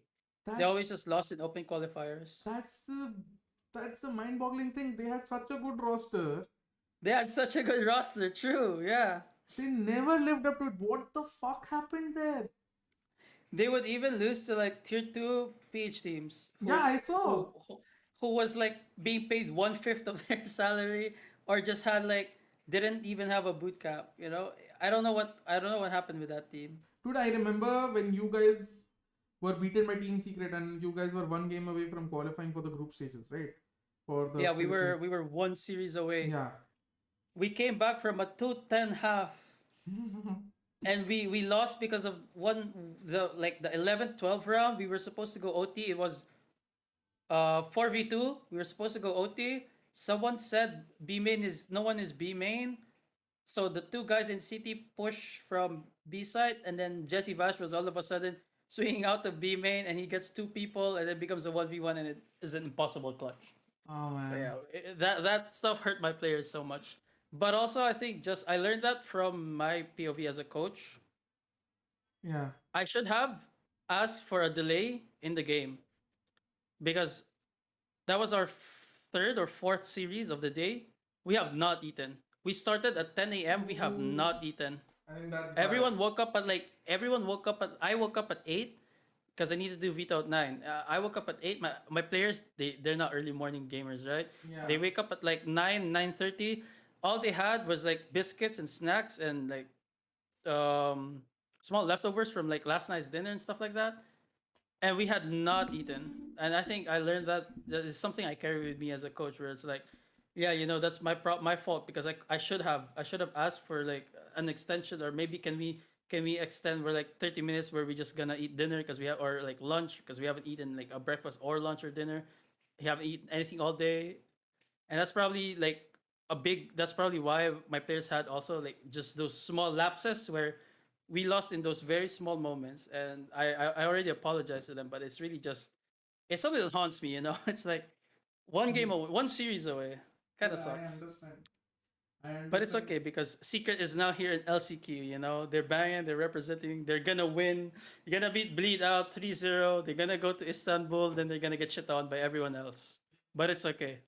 Dude, but I understand what you said, and I relate to it, and that is why I've been telling you that I think so you should explore South Asia, right?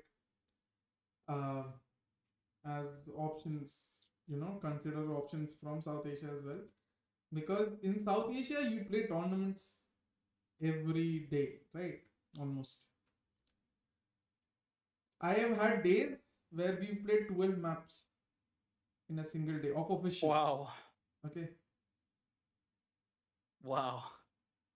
I have had days where I was in the same seat from morning 10 o'clock to night 1 o'clock. Wow. Because you see, I can give the players, let's say there's a 15-minute gap between one game and the second game, right? The players can go, right? But I have to veto. I have to prep. I have to show players something that I need them to know about a team, or let's say how we are going to approach this, right? So I can't go anywhere. There are times where I have held my urge to pee I know, I can relate. for hours. Why? Because I can't afford to go. And that is how I have grown a lot in terms of coaching, because I learned a lot from these situations. Then I learned a lot through time zones, right? When I coached in EU, I coached in NA, then I coached in OCE, right? So from going behind schedule to going in ahead of schedule, I had so many problems. I'll be very honest. In Bonkers, I was always like 5, 10, 15 minutes late because I could never adjust in the beginning to the schedule, right? Because EMEA is what? 5.5 hours earlier than us. Like it's minus 5.5 hours for me, right? NA is minus 12.5 hours. Then you come to OC, which is plus 4.5 hours. And That's a lot of body clock changing. Yeah. And then you have that, then I helped, let's say, Madness for 10-12 days. And those days were hell, especially when the tournament was there, the qualifiers, right? MYSG qualifiers. It was hell for me. You know why? Because the matches used to start at 10. At 10 o'clock Malaysian Singapore time, right? The first match started, the open brackets. And I could never understand the MYSG open qualifiers because there was first a tournament for seeding. What? An entire bracket was played out for seeding, and then they had the main tournament, the open qualifiers, the main open qualifiers. So for It's terrifying. For 2 days, I woke up at 7:30 a.m. I fell asleep during one of the matches. Okay. I fell asleep during one of the matches because first of all we were winning, right? So like I don't know, it was not a good team, right? And we were winning by a big margin. And I know I remember watching the match, and then I just when I suddenly closed my eyes for a second. When I opened my eyes, it's almost like I passed out during that time. I can see that everybody's muted, AFK and all, and I asked them, and I was like, "Yeah, we finished like an hour ago, and now the next match is in 15 minutes." I was like, "Wow." So tasking to on your body, but then you learn a lot about all these, like you learn through all these experiences about handling yourself, your body, and your players as well, because your players are also not accustomed to these timings, right? So now I am very much accustomed. For Bleed Academy, I have had to wake up at 7:30, 8 o'clock, 8:30 my time. I'm happily waking up. I'm very true to my word. I'm not late anywhere. I'm very punctual in terms of tournaments, and no matter what time it may be. And especially for the Sunday, when the LAN tournament happened right now for Bleed Academy, I was from here, from my place in India. I think so. I woke up at 8. Yes, I woke up at 8, and then at a stretch we played BO3s, and then I think so up until evening 8 o'clock we were there. So I was absolutely at it for 12 hours. In the middle, I may have slept for an hour when there was a break up between the BO3 and the BO5, but that's it. So now I can handle. So the thing that you said about learning as a coach, I think so you learn a lot from SA as well, Mark. Not just in timings, but also how to handle so many matches, such, because you almost see your, like you almost fight the same opponents, right? End up fighting the same opponents, because after clearing the herd, I call them the herd, right? Let's say the teams that are trying to be someone, but they're not good enough right now. So obviously those teams very rarely they'll upset. Normally the usual suspects, top 10, top 12 suspects will qualify, like will go on to the latter stages.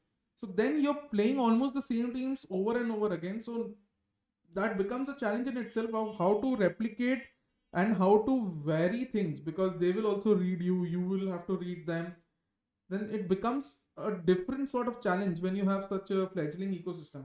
So I think any coach will learn and grow a lot from the SAC. I know I have. I believe so that there should be more credit given to the SAC, because it's not an easy region to coach at all in terms of timings, players, and all.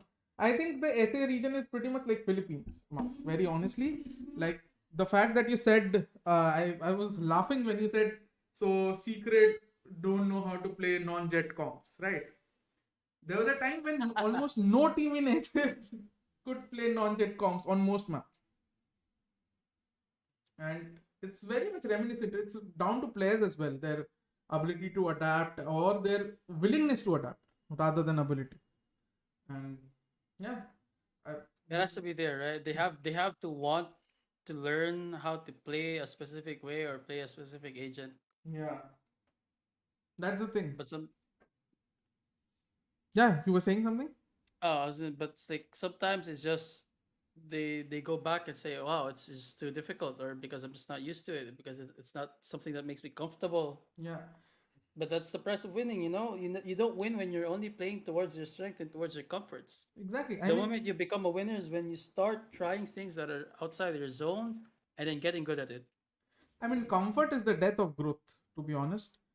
Comfort is Yes. where growth dies. But also, the, I remember my tweet when everybody was praising PRX, right? There were players from my region, other regions, sort of hailing PRX, right? Hi, Sorik. So I wrote immediately then that even the players, like you guys are praising PRX now, but I can bet when coaches or anyone came to you with even similar comms or so comms that are just offbeat, not meta, 90% of the times you were reluctant or negative to the idea. You didn't want to play it. So all the players that are rejoicing or saying that, oh, PRX, look how much fun they're having, it's easy to say that from a distance, but they've worked hard to have that sort of level, to reach that sort of level. And even if you say you want to be that someday, there is proof. I have proof where you, like, half of the players that said that have been reluctant to even try a new agent, a new role, anything themselves. So I think it's a lot of, wishing. Like, people wish to play like PRX without actually putting in the work they do. Yes. Yes. I think we can summarize it very well in that sentence, that we wish to play like a good team without actually working the same or even greater hours than they did. It's a very it can be a guilty pleasure of players and even coaches.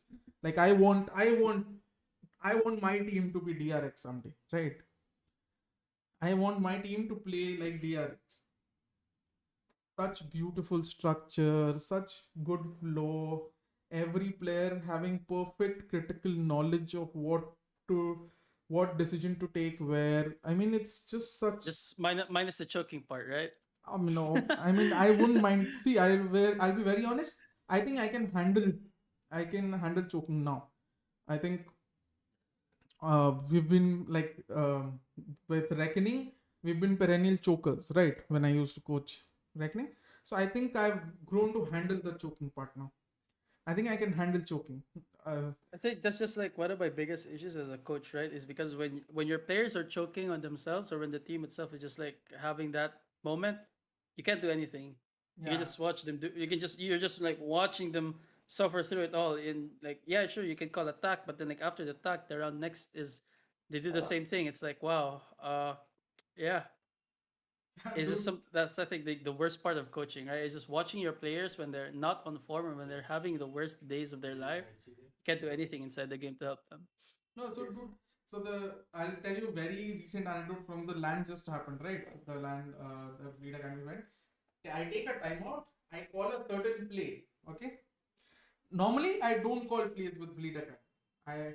I have absolute, because for me the objective of Bleed Academy is growth, right? I Mm-hmm. want to grow the players. I don't want to handicap them by giving them my thoughts, right?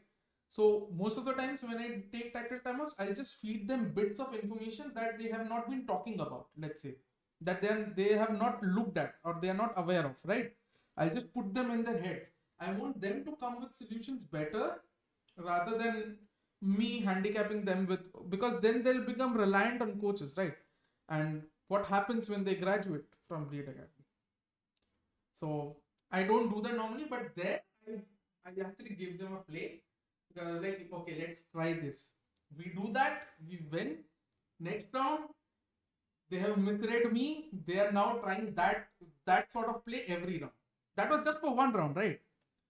But that sort of hyper aggression, now we are trying that every round. It's backfiring because it is not supposed to be for Yeah, every round. because it's just like a surprise thing, right? It's like you catch them off guard because of an Exactly. aggressive up tempo one round, and then next round, boom, slow default. Yeah. All of a sudden, it's like, what the hell just happened there? I mean, I'll tell you what it was. It wasn't even hyper aggression. It was like we were on an eco. I asked Tyler to go for a hero vandal and for him to go wherever he's comfortable with the Sova drone, and the chamber to go with him and sort of wait for him. Right. Very holistic. Right. Very holistically speaking. I gave them a call like this, and Juicy was our jet, right? Juicy was 0-7-0 when I called the timeout. And in that round, he kills 4. And he's like, yes, I love you, Kurtzy. And I can't say anything because, right, my time was over way before. Uh, And then everybody's like, yes, we play like this, we play. And I'm like, please, no. Can someone call another timeout? I want. Can someone please tell him to sit down first, relax? We got the round, and then we do something else. Oh my god. And it was so funny because Yeah. it's partly the conditioning, right? Because I didn't tell anything else, right? So they sort of will misread that, oh, we are winning from this, that means we do this, right? Because that is also one mantra. I've told them that you don't break, You don't fix what's broken, right? What's not broken. So like sort of the times what we do, like is in as in young players will do, is they'll keep trying new things, right? And because I think so there's a part of boredom as well that comes with doing the same things. It's like you can do the same things but with different tempo as well, right? Mm-hmm. And that is also variation. You can't it's not enough to just vary with your positions and all. You can just vary your tempo, and they've learned that. And I think so this is why the players at Bleed Academy are so nice. Like they've absorbed so much in such little time. I'm actually amazed, and I was very like sort of happy about like not the result or anything, because I think and like the result is just a consequence for me. I think it's more about growing the players to stand on their own once they graduate, or if they want to go somewhere, or if there are offers, right? To Mm-hmm. make them good enough so that they have offers. So I think that's very good. And I think that is what South Asia needs right now. Like to be honest, like the my region, we need coaches to come in and not hold players' hands, but try and tell them and develop that critical thinking sort of thing, right? Where you go, you do more one-on-ones, because team VOD reviews are good. Team VOD reviews will give you solutions in a team manner, right? In a team oriented manner. It will not solve your critical thinking errors, right? Your individual decision making errors. So you need to develop exercises and all. I think that is where, Korean coaches are a lot, like you see a lot of Korean coaches being preferred in APAC and SA as well. Like you have Eraser I now mean, at GE. You I have won't say much, right? But I think some Korean coaches are just overrated. I think there's like a lot of other better coaches out there, but some are definitely. good, right? But I think it's just the weight of the rest of the coaches are being carried by, because like five Korean coaches are really good, so people assume that all Korean coaches are good. Exactly. It's the bias, right? It's because when we watch DRX, we're like, oh, they're structured, they know, every player knows. I want a coach who can teach us this, right? And then they go for Korean coaches, right? Yeah. It's because of the bias, but the bias has been created because they've seen something. And that is the unfortunate thing, that in South Asia, you don't have like not a lot of coverage in terms of coaches. Like I'll tell you, during my starting at Reckoning, the first 6 months I wasn't even on VLR. Nobody even knew that I was a coach in 2020, 21, I think so, 21. The first 6 months, the first 5 months, people didn't even know I was a coach on VLR and everything. It's the same for me. I had to win VCT before I had to message Team Asuras like, hey, can I finally get my name there now on the Oasis roster team? And it's like, Imagine. oh, yeah. But yeah, So I think it's, it's just yeah, the ecosystem in general, right? They just don't have a good understanding of what makes a good coach versus a bad coach, and also just players themselves, right? They don't, because they have yet to experience coaches. They don't know what's a good coach versus a bad coach. All they know is that I need a coach, but they haven't experienced like a plethora of coaches compared to like say NA or EU, where players came from a background of FPS, so they know what makes a good coach. They know who to look for. They know what makes a good team, a good structure, a good set play, and all that stuff. That's true. like why they're so ahead of us in that aspect. True, but I mean, even in coaches, I'd say the sad part is that even people who come from FPS are often oblivious to this, because in South Asia, right, we did not have the concept of coaching at all before Valorant came along. In CSGO, there were a handful of coaches. The Revenant coach, who's currently there, the ROG Academy coach, there was one more coach. There are like three coaches in total. So, In PH, the joke is that the coach is just a six man that couldn't make the bench. so true, man. Like and in a lot of teams, it's like, yeah, this guy's our coach, but why is he? What does he offer? Just standard stuff. That's why Yeah. even when I was like, it was my. I told them, by the way, if you count, right, I still have around like 5 or 6 months of coaching experience total. That's why I was so surprised when I started coaching. Players were like, "Wow, I did not know that you could learn like this, or see the game in this way, or understand it this way." Which I think similar feeling to what you shared with Bleed Academy, where you're just seeing players themselves grow individually towards understanding the game better, Yeah, and then towards making better decisions in the middle of the round in like a firefight. It's like, yeah, okay, I understand how to do the situation now. true. But a lot of, I think, like you said, right, PH and SA are very similar as a region. A lot of the players, they're just very strong-headed, I think, where the way they see the game and the way they view the game, it has to be like that. Sometimes I feel that that's true for SA as well, because when I watch SA games, sometimes a lot of the teams and players play similarly to each other, where both of them are wrong. Both of them are playing the situation wrong, but because this player did it that way, this player does it that way as well. I True. feel like before Enigma, before Orangutan, a lot of SA teams just tried to copy what VLT and GE were doing, because VLT True. and GE were at the top. And when even when we would scrim VLT and GE, at the time I felt that they were good, but they weren't great. I don't understand. I didn't understand what was so hyped about them, because you could definitely just be better. And I think it's very nice to see that Enigma, eh, this year, Enigma and Orangutan were both able to show that, yeah, you can definitely be better than GE and VLT. It's just, if you just stop copying what they were doing, develop your own sense of the game and understanding of the game, and then talk to your teammates and have the same view of like how to play situations, then you can definitely be better. Yeah. I think that is where the difference lies, Instead of, I wouldn't say just copying VLTG, I would say more copying internationally, because VLTG may be copied from the same place where they also copied from. So, because nobody wanted to do research, there is no research, like nobody wanted originality, research, and all.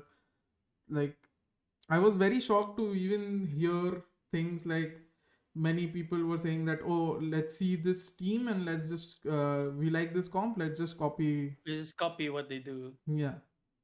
And I think Hmm. that is where the coaches also got a bad rep.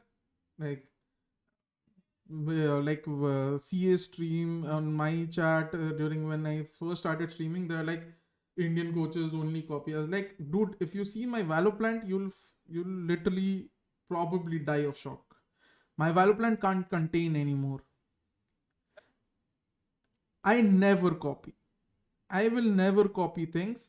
I always come up with my own, but I ask my players to watch the matches that I have already watched, and I ask the players what they liked from that. So what I do in that sense is that I'll tell maybe them to watch optic versus phase, right? Fracture. And I'll ask them to focus on one team and not the two teams, right? Because their comp is similar to us. Then I'll ask them after the match, what did they learn, or what strat? Like, I'll ask them one or two strats that they liked a lot and they think they can do that. And then we will morph that strat into something they can do.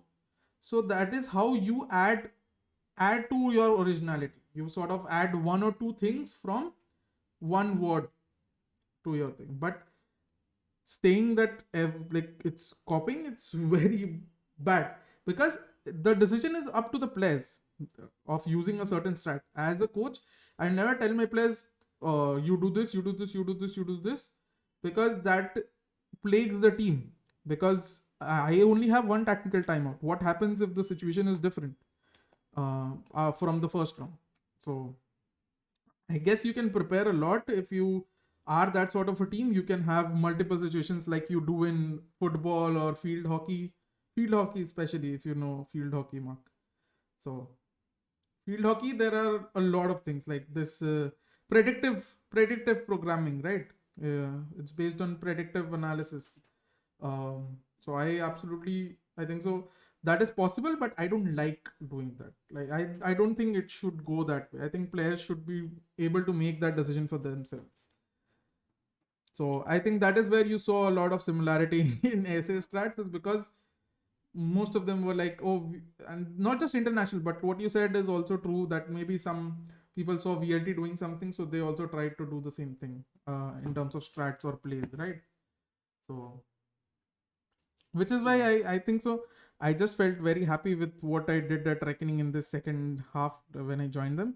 Uh, I mean, if you saw the comps were No, very different. I said, right. That's why I Yeah, mentioned you guys in that thing, because I did see Reckoning was trying things, and I did see that even though the execution fell flat, like not horribly flat, just like a little bit yeah, short, very true. the concept and the thought was there, and I think that's what matters a lot when you're growing as both a team and as a player. There has to be intent. You Yeah, cannot, like, the difference between a genius play and a lucky play is intent. A lucky play is like, wow, I hit this guy's head, but I wasn't aiming for that. yeah, But a genius play is, I hit this guy's head because I was aiming for that, I was ready for that, I yeah, had my crosshair there and everything. And I think that's like something I noticed even when you were working with Reckoning. That's why I shouted them out as well. It's right. I saw that there was intent from the things that the players and the team were doing. It's just the execution was a little bit difficult because obviously you guys were playing against more like mechanically intense teams, and they were also playing less less lower. I would say lower skill to execute comps. Like they're just playing yeah, standard ones, right? And sure, standard comps gets you the win, but what happens next year when the meta's different and you have to exactly, play specific things, and all of a sudden you tell your coach, coach, sorry, I can't play this thing because I never learned it. exactly. And the thing is, I had just 8 to 10 days to prepare the team, and all of that prep was just in 8 to 10 days. So, That's such a fucking crunch. That is that is a crunch. we Oh, even, so I'll tell you, one day we had I had customs where all 5 players stayed with me from night 12 to 2, so we could prepare icebox, like theorycraft icebox. So we've done that work hard till 2 o'clock, 2.5, like 3 o'clock at night during those 8 to 10 days. The players gave it their all, and after that STS ended, right? The VCT thing, the VCC thing. I just helped the players gain a knowledge of the basics. Let's say peeking together, angles, advantages, pivoting, uh, talk how to make strats, how to logically look at games, how to interpret a situation, how to improve your own critical thinking by watching a VOD, and a lot of things. So I think they've grasped the basics now, which was my main goal of being at Reckoning after SCS, because I didn't want to leave them that way, because then they'll go back to their old habits, right? So it was important to give them the grasp of basics, and now that they've grasped basics, now whoever comes in now at Reckoning will reap rewards from it. He can change comps, whatever comp he changes, the players will play. Whatever he asks them to do, they will do. Whatever plans he'll make, they'll be immediately able to adjust, because now they know the logic behind everything. So I think that is how, as a coach, we should, like, SA needs, that is how we need SA to evolve. And I think Philippines is very much the same way as well. I think we are very much either way too dependent on coaches, or we don't have a coach at all. So I think that's just the biggest pride you could get as a coach, right? Like when you leave a team and they still maintain the success that they had. oh yeah, definitely. Still map on esports reckoning. Oh, oh my Oh, god, we've been people talking for so long. oh. I feel bad for your other guests now. Man. See, the thing is, this was a very impromptu thing. I was actually hoping to, organize a better, like with 3 days to go and everything, so that I could schedule everyone, right? But the problem is, I literally talked to everyone today. So, like 3 hours before, like I think so, I mentioned in chats as well, 4 hours to 4 hours, in 4 hours time, or in 3 hours time, guys, where you have to come. So I think so, a lot of people couldn't show up. Then also we have bleeds game, so I couldn't bring in some guests related to, bleed as well. And Otherwise, it would have been much better. I think so. After this is done for champions, I will plan something way greater, where hopefully like we'll have like an APAC panel for the APAC games. Hopefully, we get watch party, right? Uh, Pog, Champions Watch Party. yeah. So we'll have, let's say if there's an APAC, if there's a match, let's say Secret or Bleed qualifies, and it's Bleed versus, let's say, Optic, right? So we'll have like an APAC panel, and hopefully a couple of people or three people, something like a panel supporting NA as well. Like we have both panels, and I'll continue shifting from one panel to another between rounds, and we can do like we can have a lot of discussion, and also, you know, get to know each other as well, because I think so that is the biggest problem with coaches as well. Like we don't know each other. Yeah, we don't expose ourselves a lot. Yeah. I think that's just the secret tech. Yeah, that's just the sad part. Like I've even known coaches who's like, I don't want to share my like whatever I do. I was like, okay, but that's so weird. I mean, the more people know, the better they'll be. Like, but yeah, even if that is not the case, but at least personally, like personal connections will always, I think so, help in the long run, because we're all sort of in the same boat, right? So it's better if we know each other rather than going in as randoms, especially in this tsunami of franchising. So I hope, man, I hope I'm able to pull something like that off. I'll hire everyone for production value as well if I get watch party right. Right now it's just me and one or two mods doing stuff. But yeah, because today was a very very rushed up thing. But I promise I'll do a much better production valued everything if Bleed qualifies, basically. If Bleed qualifies, I'll fucking break the bank to even make everything like centered around watch parties, and like it will be the most, like it will be like sort of like you do those watch alongs at beer, like you do those football watch alongs and all, right, during COVID. I'll do everything. I just want Bleed to win, because I think they've suffered enough, at the hands of Zerja. It's twice now. You make a very compelling argument. I think Bleed as a team, they get strength from their haters. Oh, definitely. Right? So I think I should start rooting for Bleed instead of hating them so that they wouldn't get strength. Wow. Wow, Mark. No, I still really do think Bleed is the strongest LCQ team right now. But I can't just go and be not supporting Team Secret when No, I understand. literally, you know, the regional pride is there. And I think whoever makes it out of LCQ, as long as it's Bleed, Secret, or Onyx, I think it should be fine. Bleed, Secret, Onyx, or Boom, it should be fine if any of those four make it out, because those four teams I think represent C gameplay very well. You know, they have very specific styles. They have very specific ways. They have the superstars and the talented players like to showcase towards the rest of the world. So it should be fine if any of those four teams make it out. So I'm rooting for I just want a five map series. I'm always the guy who just wants a five map banger series. I don't want the 3-0 Resident Sleeper or the 3-1 easy prediction. I want all five maps, like the Paper X versus FPX finals. Mm, Five map bangers. That's it. So my yeah. thoughts for APAC LCQ. Thanks a lot for coming in, Mark. And hopefully, man, we'll get you for watch parties. Hopefully, if I'm not lazy or busy, because sometimes I'm really just people shy. Sometimes I have since I'm in break and off season, I have the weirdest schedule, right? So I Yeah. would just be asleep, or I wouldn't be available. I mean, But tomorrow you're welcome for MITH was a secret. we'll see. I might sleep over that series because I don't think there's no way, right? There's no way.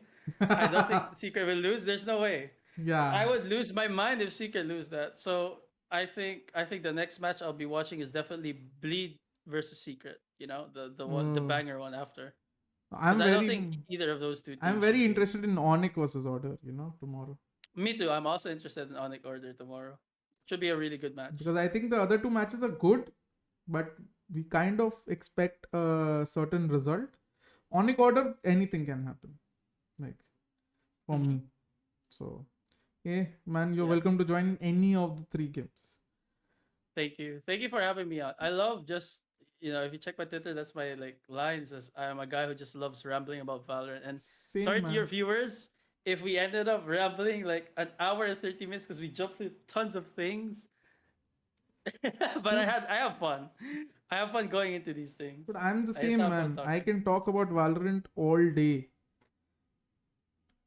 I can just go in about Valorant, because see, if it's something you're passionate about, you don't worry about time and other stuff, right? It just naturally comes to you. Like you have that urge, to continue talking. Which is why I was also so immersed into the conversation, I never really realized time as well. Like Yeah, we I were didn't just, realize we are like 1 hour in. I was yeah, like, it felt like it's just been 30 minutes until I saw. I was like, wait a minute, it's 11:30. I was like, what? yeah, I man. was like, and I just felt shy because obviously you have a few more guests coming on, so I don't want to take their screen time as well. So Yeah, man, nobody's I'll be screen watching. time. Everyone that I've called are people that, I sort of fuck with. So I called you, I invited Eraser, right? Mosura said he can come. I invited Mosura. I think so. I would have invited Sushant if he was not busy with Bleed, right? Because Yeah, they have their game tomorrow. yeah, so I didn't want to disturb him. I didn't want to disturb CA and Malav, because I think so CA and Malav are coaching teams and practice is on, right?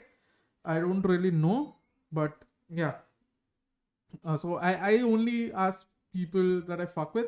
I invited Storax for the anything. That is one new thing I've done.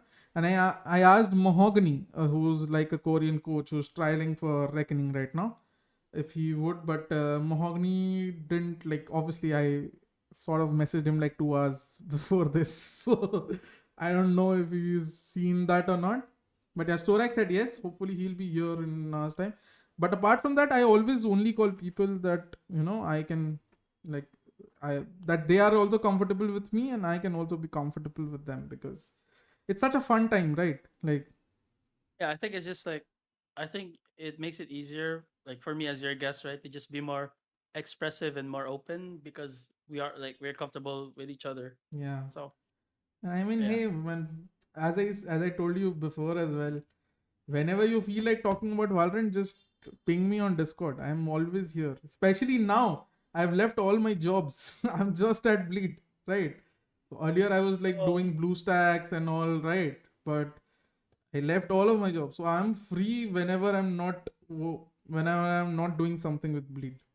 Literally. uh, I spend I like I'm a big masochist and I like spending my time going insane from solo queue. So that's like what's keeping Oh me entertained in the off season.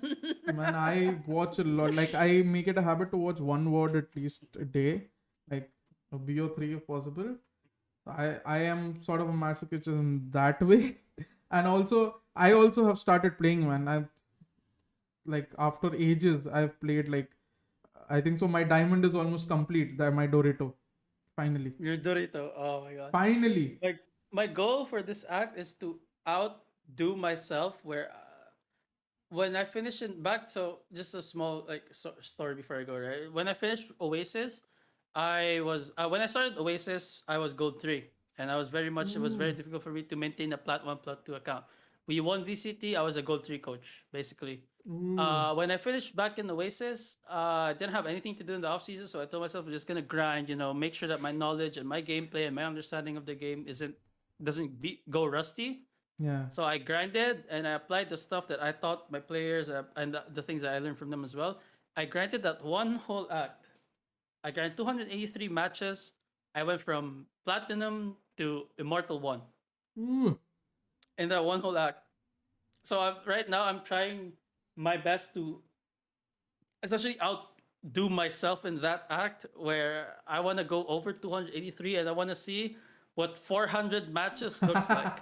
I want to see how much more insane I could get just throwing myself out there in Oh, solo dude, queue. 400 matches. I think 300 is average for these Forsaken, Jing, and everything. I think 300 is the minimum for them, right? Like, So, from what I know. I already have 200 and something matches, and we still have like a month to go before the act ends. So Oh my god, I'm in good. I'm in 231, so I'm in good schedule right now to just. dude. I mean, I Uh, never really had a problem with rank because I used to compete before turning into a coach. I think so. I told you this, but I wasn't joining Reckoning as a coach. I was actually going to join Reckoning as sort of a player. But then the oh, that's owner, new to me. but the owner convinced me that he saw that I could become a good coach, and he sort of persuaded me to become the coach. So I owe a lot to him, which is why you see, like, whenever Reckoning Sharky or his name comes up, I respect him a lot because I am a coach because of him. Maybe I would have been a coach further down the line, right? But if I do owe my success to him right now because I have now been a coach for what, 1.5 years now, and for like 1 year of those 1.5 years, I wouldn't even be a coach if it wasn't for him. So he also gave me the opportunity, backed me, trusted me, kept trusting me, and yeah. So I very much. So that is my story. So I have never had a problem with ranks. I had a problem with playing, because I told you I was sort of the South Asian scene is like Yeah, you. you told me that you were working like a day job as well Yeah, aside from just working the coaching thing. yeah. Yeah. So No. I mean, finally I'm free. So this act, I think so. I have also played 110 games or something so far. Yes, welcome. Welcome to the Dorito Club. Yes. My goal is to return to Immortal by the end of this act. Because when the rank reset happened, right, to Diamond 1 for every Immortal, like the maximum you could reach was Diamond 1, right? There was a rank reset happened 3-4 acts ago or something. And Every new episode. every new episode, it happens? Yeah, every new episode there's like this big reset where the highest you can get is Diamond 1 before, but now I'm assuming with Ascendant, right? It's gonna be Diamond 3 Oh, so because yeah, you can it get was Ascendant Diamond after. 1, and from then on, I just didn't play enough. Like, it opened Diamond 1, I stagnated to Diamond 1 or Diamond 2 because I played like 10 games or 20 games every year. Yeah, I can relate, right? If you look at any coaches fucking matches 3, they each act, especially when it's like a VCT season, we only get to play like 20 something Yeah, games or even 30 if we're lucky because we spend most of our time in like a custom or in a scrim or watching VODs, right? yeah. Yeah. That so But now finally I I'm can have also here. fun. Yeah, which is why Now I can. I keep replying to you. It's like, let's do, because I'm like, I want to play. Like, there's nothing else to do. The So best way to keep myself up to date is to play. like in response to the duo thing, right? It sucks because you, Folklore, and even Malix have been asking me to play together and to do and I all that stuff. understand the But the problem PHHK thing is thing. like Yeah, the ISP is so I don't know what's wrong. You know, PLDT users, it's backwards for them, right? yeah, They cannot play Hong Kong. They have like 70, 90 ping in Hong Kong, so they're forced to play in Singapore at like yeah, 30, 40 ping. For yeah. me, it's different. I have 20 ping Hong Kong, but when I go to Singapore, I have 40 ping and have like I have like 5% packet loss, 2% packet loss. Sometimes I don't even connect to the game. Like I I don't understand. You did say that on your tweets. Yeah, yeah, I like understand completely. I mean, for us, Singapore, we get 70 to 90 ping, but we do play Singapore only because there's nowhere else because to play. Mumbai servers yeah, are, I heard Mumbai server is dead. I mean, to be very honest, the quality of games in the Mumbai server and other servers are very different. Like, if I queued Ah, Mumbai only, I would probably be able to reach Immortal quicker. that kind of thing. So it's like the Japanese players, right? Yeah, With Hong Kong, it's like they queue Hong Kong even if they have like 60 ping because the quality of games are just much better compared to like a Japan only yeah. server. Uh, So there are I many, see. I I think see. so that is why you see, I mean, obviously there's talent as well, right? But that is why I think so from a few acts ago, you'll see that there were a lot of Indians who started becoming radiant. And they are relatively unknown players. Like obviously the known players also became radiant, right? But they sort of took the route where you, because they have friends in APAC, they were playing with APAC friends and all. So they mostly played Singapore. So the Mumbai servers were mostly, and there are obviously illegal, unethical activities like sort of boosting groups that don't boost Yeah. players, but it's like, so they have a common group because they obviously, there'll be the same handful, 50 to Yeah, 100 it's the same players. people, right? Yeah. So they're like, if four of us come in one team and one of us is in the other team, the one guy throws for the four players. And Um, there is also, yeah, the new way as well with these new rules is that you just have an immortal guy, and then you have four accounts like bronze, Ascendant. silver, no, bronze, Oh, silver. So the yeah, average team that you get on an opponent is gold or plat. And yeah. I saw that too. yeah, even with 50% like reduction, you still get like 10 points or 12 points. So, but at least you're guaranteed a win every time. So there's also those practices as well. Those are very prevalent in at least my That is region. a, I know. that is a big monk s. I Yeah. don't know. I just never understood.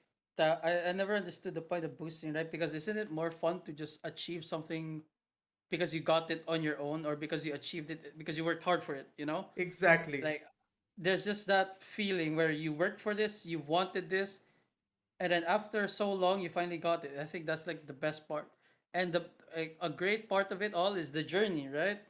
As a coach, Exactly. I advocate this a lot to my players.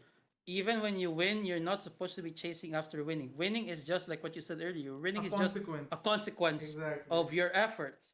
What you get is still the biggest thing that you get is the learnings and the things and the habits that you develop while you're working towards winning. While you're working towards being better. It's a And I think haiku that's just the quote, bigger right? reward.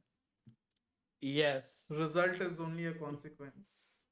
And I Yes. I watch sports animes so much that you you you talk about any new or any old sports anime, and I'm like, yeah, yeah, I can tell you that because so I used to watch a lot of animes, right? But then I pivoted towards only watching sports animes, and I sort of look at it in a very different manner. Let's say, so I was talking to my brother yesterday, and I was telling him, let's say there is Haikyuu, where there is this volleyball player who's very short, but he wants to play a position where the tallest players play, right? And it's sort of the against the odds story, and he has no knowledge of basics and everything. He only has two things: natural talent and perseverance, and that is how he sort of navigates, and that is sort of the crux of the story. So I'm like, even if you don't understand volleyball and all, you can understand these You guys logics. are the struggle. Exactly. It's like Awashi, if you're watching Oh, Awashi. actually, the soccer one, right? Yeah. So it's like he's started as a striker, he's dreamt of being the striker all his life. And now he's thrown back into a position called fullback, right? And it's all about making like adjusting to absolute polar opposites, right? So, and how he deals with that, why it was necessary and all that. I think so we can learn a lot from those logics if we just remove the aspect, remove the Of the physical sport. aspect of it. Yeah. So Yeah. if you just remove the layer of the story, we can go down to the crux of what they want us to know about. So I look at animes in a very different manner. Uh, Maybe it's the coach in me, but I overanalyze animes a lot. No, no. I think it's just sports animes themselves have a way of just teaching you in a way and Oh motivating man, you because they they don't focus too much on like the technicalities of the sport, right? yeah, They explain it to you in simple terms, and then they show the struggle and the process and how it's difficult and how everybody wants to win, but no one wants to lose. So they show all of that, right? And I think that's something very real very concrete that happens, especially in our ecosystem, in our job, right? Because we play in Yeah, esports where there can only be one winner, right? Even in exactly. APAC LCQ, right? When you look at these teams all won or placed high in their region. Yeah, But even if they won there or they placed high, the fact that they cannot win in LCQ and not go to champions, they're gonna look back and think it's a disappointment. But when you look at exactly. them, it's like they're already top of the top of the top. They're like the top 0.0001%, Yeah, and they're still disappointed. It still exactly. hurts them when they lose that. So I think that's something that sports animes in general showcase really well.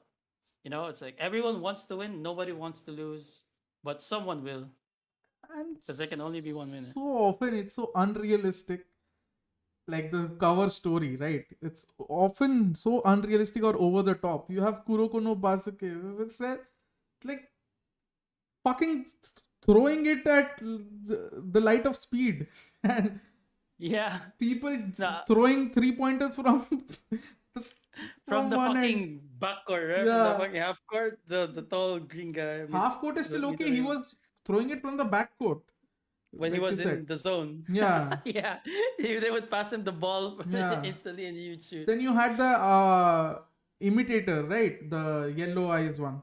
Yeah, the yellow haired dude who would copy Yeah, everything like he sees in a yeah. glance.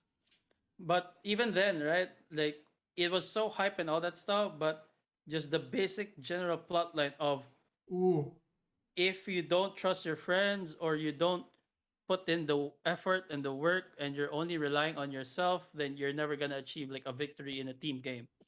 dude.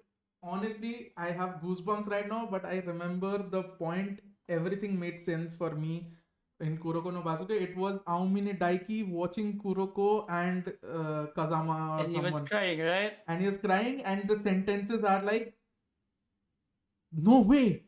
This is so. The person who was at the gate was you, Kuroko."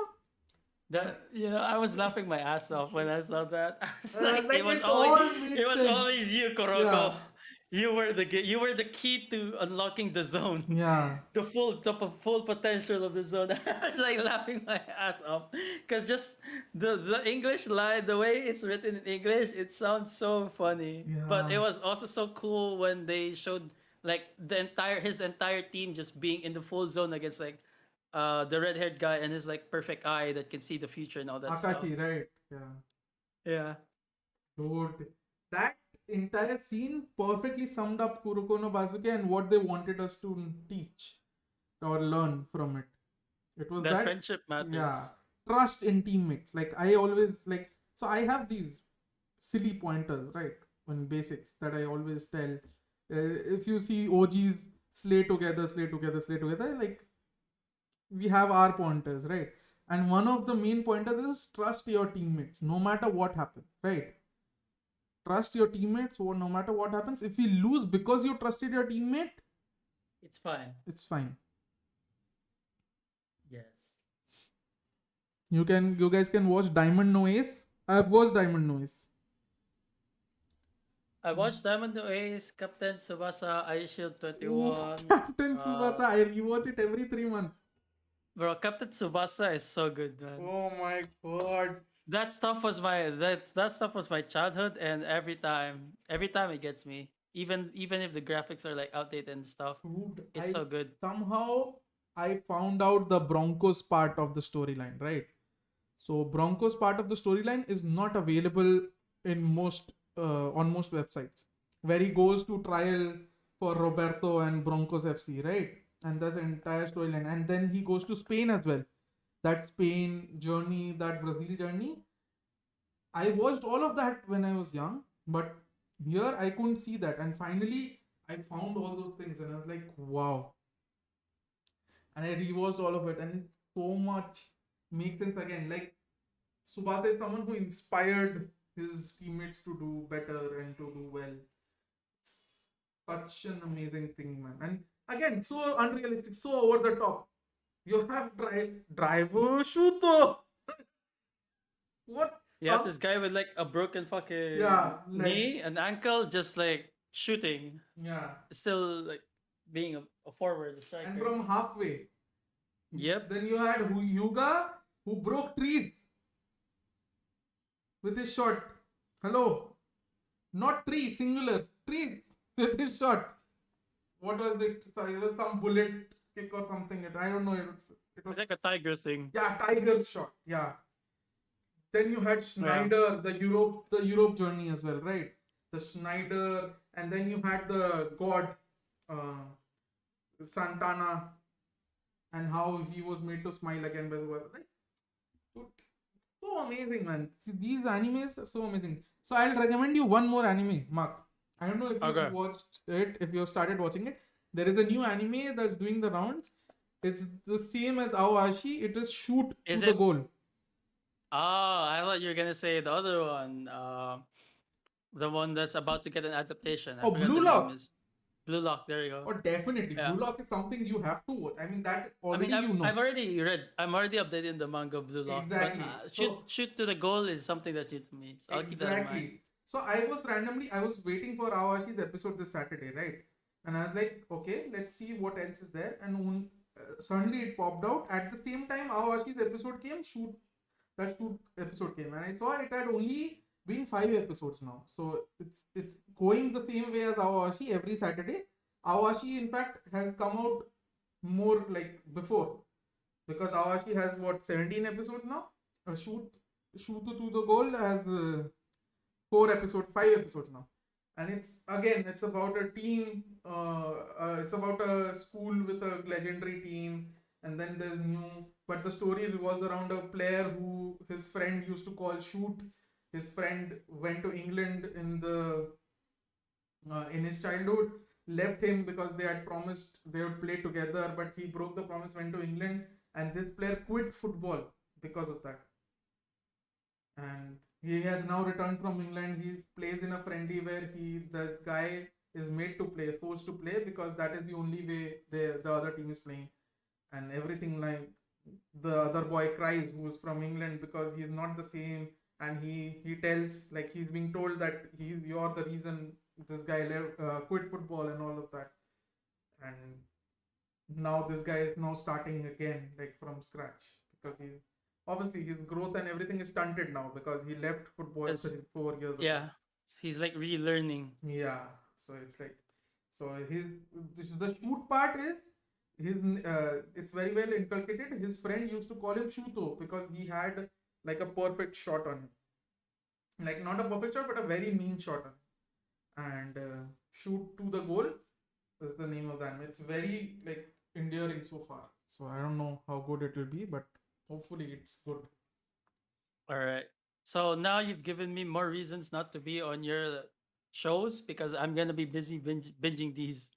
Yeah, I only gave you one reason, and that is only 5 episodes. So That's true. I'm just gonna watch it when I know. I'm just kidding. But yeah, yeah, man, thanks a lot for coming in. It was a blast. thank you. This is my second time being pulled by you, and I have fun like every time. So Thanks, man. yeah, thank you, thank you. I hope your next guests will keep you up. It's like I don't very even late at think night. they'll arrive, to be honest, because it was so last notice, right? So half of them are definitely not going to come, I know. And half of them that come, right? Like, I don't know what it will be. Well, I mean, I still think you're still gonna be able to discuss a lot of East LCQ, especially with Yeah, with Masura here. Mostura. Mostura is the East Yeah. Asia expert. He is. He is. He's the OG ZM JJK fanboy. Yes. All right. Thank you guys for having me. Thank you, man. Good night. Hopefully see you Good night. tomorrow. Good night. Yes. Yes. We'll see. We'll see. Because it depends, right? Because if Yeah. I wake up, then I'll definitely be down. But if I'm not awake, then probably miss it. But yeah, like I said earlier, I don't think Bleed or Secret should lose to any of those teams. I think the only good thing to watch was Order versus Onyx. Yeah. So yeah. All right. Time to throw myself at solo queue now. Goodbye, guys. Have a good Bye, stream. Good night. Thank you, man. Thank you, Mark Zuckerberg, Vishal.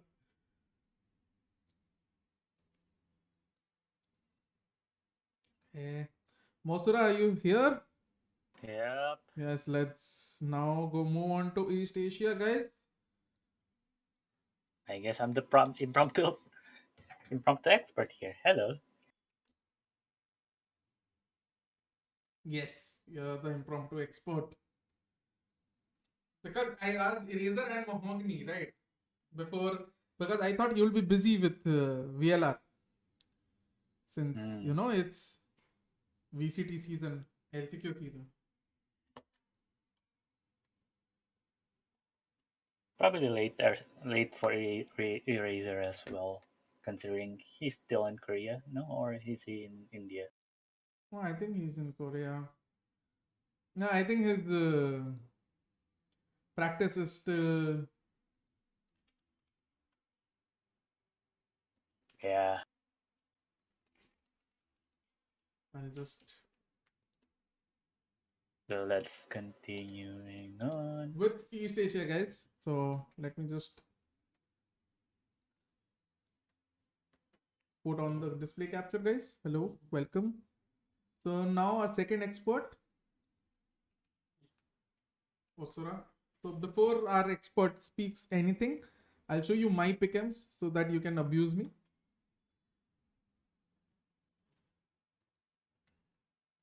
Haiwan is waiting for your message about young Dulles. Yes, he was telling on stream. Okay, I'll message him tonight. I have it in thing, but मेरे tournament आ गया था, so I couldn't actually reply to him, Abdullah. Thank you for reminding me. मैं आज ही उसको message करता हूँ. My bad, man.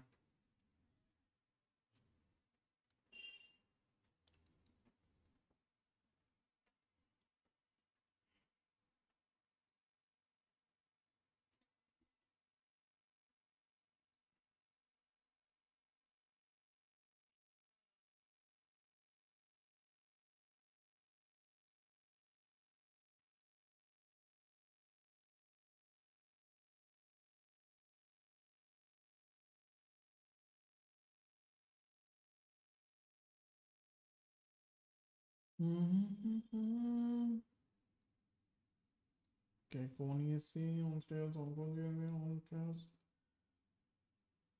Very tough. This.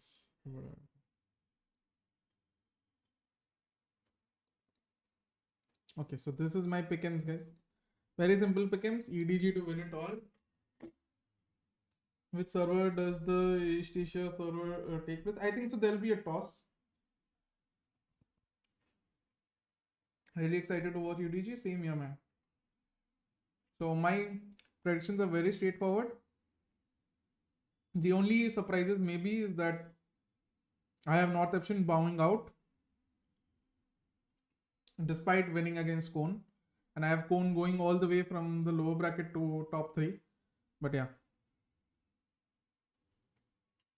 Yep. Now moving on to Mosura. Mosura, first of all, what are your views on the East Asia Last Chance Qualifier as a whole? So as a whole, it's a very weird thing, right? Because here we are having China for the first time, and outside of a few scrims and very old international tournaments, like pretty sure their last international tournament was in 2021 where they battled with other teams. But other than that, besides Japan and Korea, China is entirely an unknown force in some sense. At the same time, several of Japan and Korea team also made significant roster changes that you might not expect their performance during the regional stage might be reflected on the LCQ next True, week. true. So when you talk about these changes, are there any that we should particularly look at? We already know like the changes, but like mention 3 changes that you are looking forward to.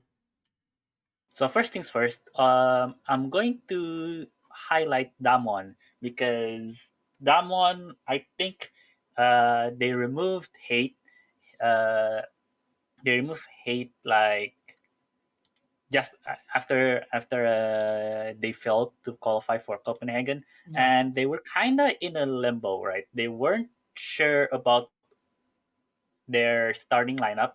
They weren't sure if they would want to like because Hyun is gone early, Yeah. and they don't really have. The problem is with Damwon is they're good, but there's certainly something that just always been so.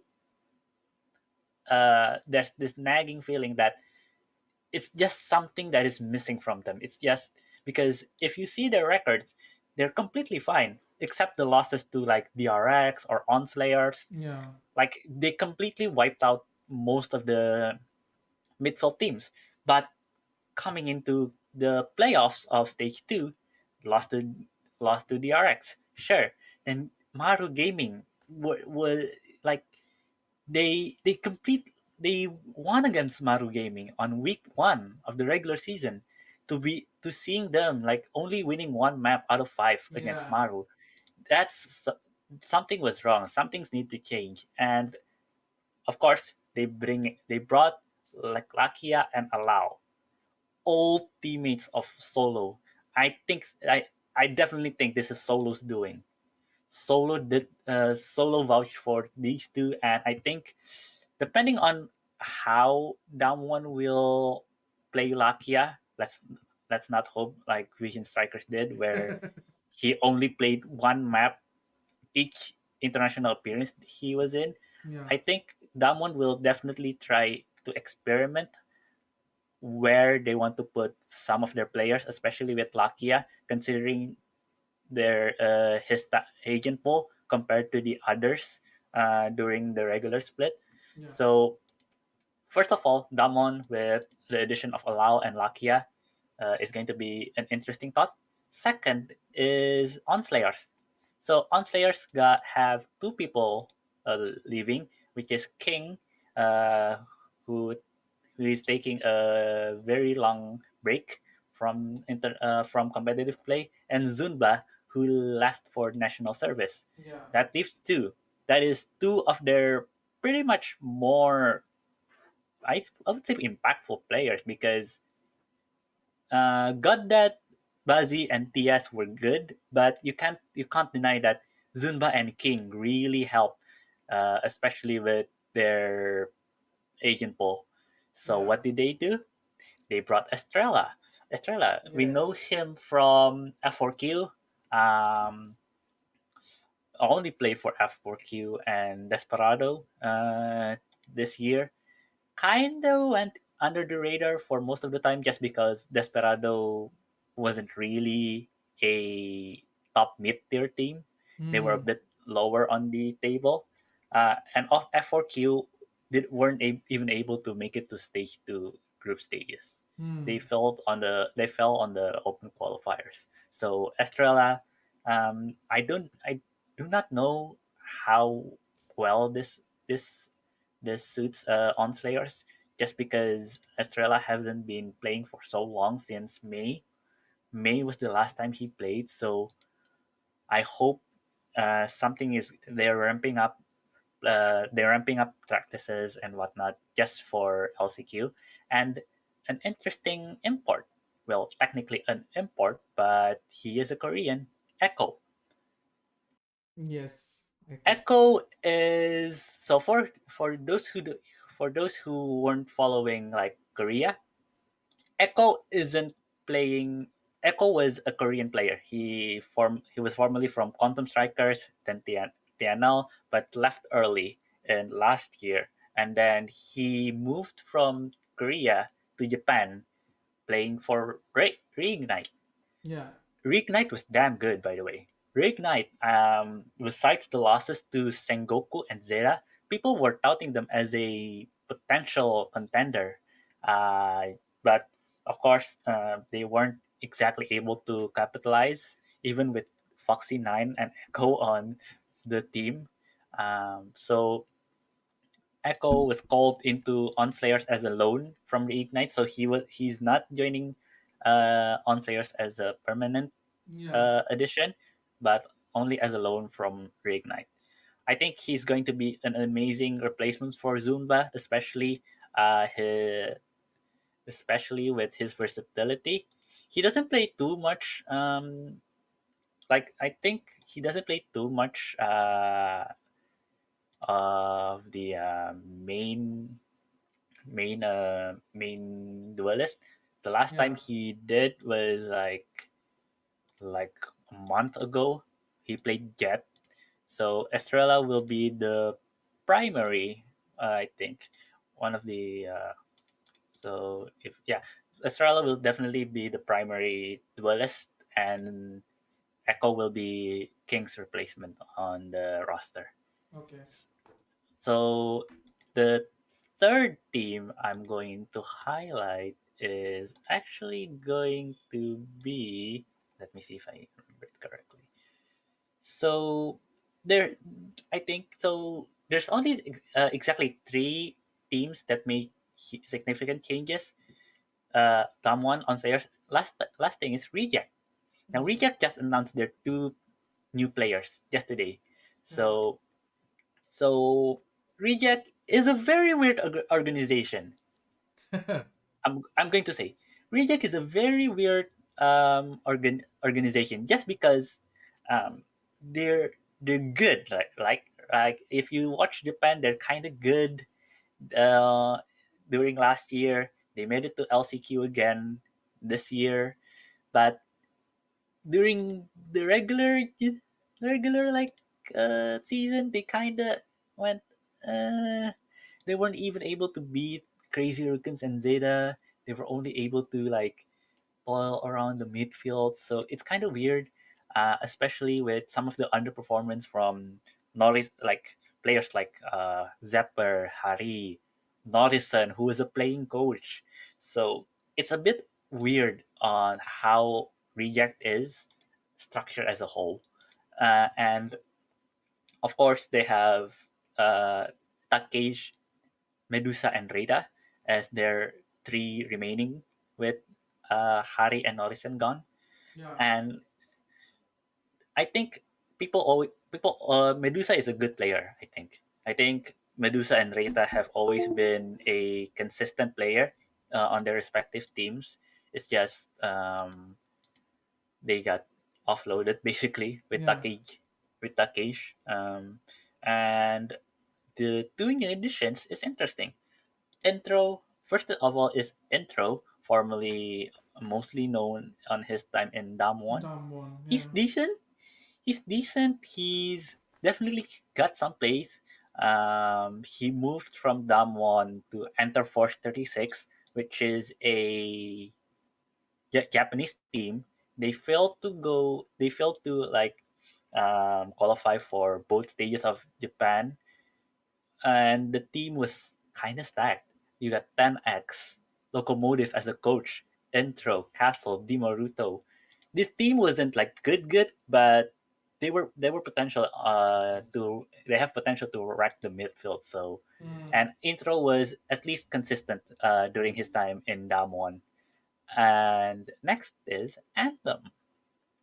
Anthem have been, well, I'm not saying underwhelming, but definitely under the radar because he doesn't play for the teams that we expected them Mm. expected them to, like Anthem played for Five Gaming, Scars primarily. Like we Yeah. barely hear anything about Scars. They failed to go into the regular stage, and so Anthem is a bit of a very under the radar player. Kinda decent stats during the a month that he played, but definitely a shining light on that Scars roster, which included Modeski and Josh Ash. By the way, if you don't know, so if you Yeah. don't know, The two Modeski Filipino and players. Josh Ash, two Filipino players, got transferred over to Scars, but they weren't able to just perform really. They were completely outclassed by Yeah. they were decent, but they kind of didn't like break Yeah. through. Not up to expectations. Yeah, there's no expectations, and again, I don't know, and I think those are the changes that worth noticing from the teams here in the LCQ. Okay. So quickly, let's also talk about Edward Gaming. Very good Right. question from Otoko. Edward Gaming getting overhyped. What is your reaction? See, on one hand, yes, I think there's some levels of the hype that is might be overhyped, but at the same time, you need to like Mark said, like you heard what Mark said, and Yeah. I've heard stories from Lakia even Lakia from Repco during his Louvre days, and just numerous teams around APAC. Chinese teams, they're scary. That's the Yeah, thing. they are. Chinese teams are scary, and it's not that we're trying to overhype them, but the fact that the thing is, we just don't know.